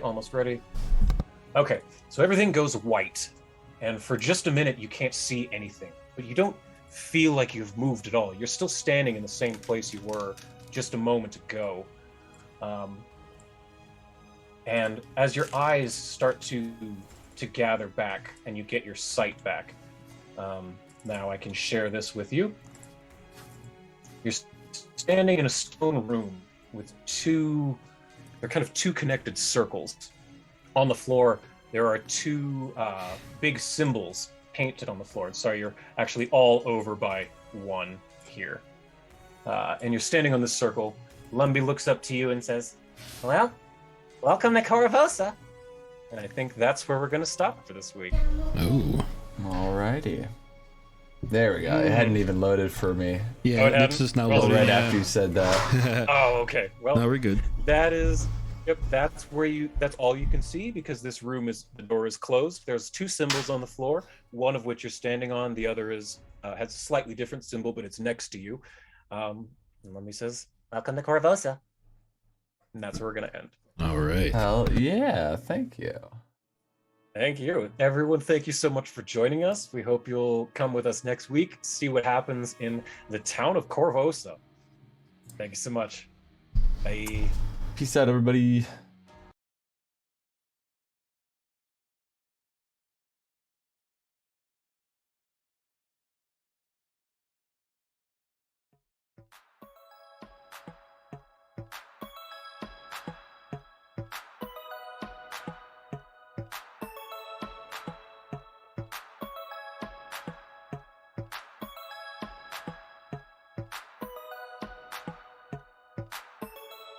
Some see me as a cynic. They coming for the base, but they stay for the acidic. I've been on that paper chase, keeping pace for a minute, and I'm aiming to appreciate the moment while I'm in it.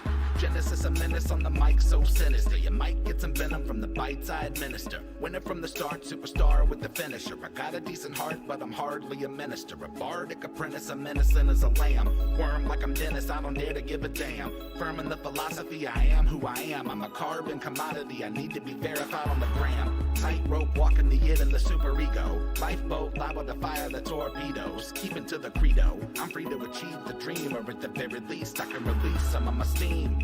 Alignment is just a part of the process, and lately I've been making some progress. I'm finding the defining the balance of good and evil in people is nearly an impossible conquest. Regardless, stay CG, only way I know how to be. When I combine my child with OTIC, an outlaw like I'm Robin H. OOD. I made it through the rubble, now they got trouble with me. So we're supposed to be sophisticated. Then why is 67% of the population undereducated? Emotionally incapacitated, historically opinionated characters end up assassinated.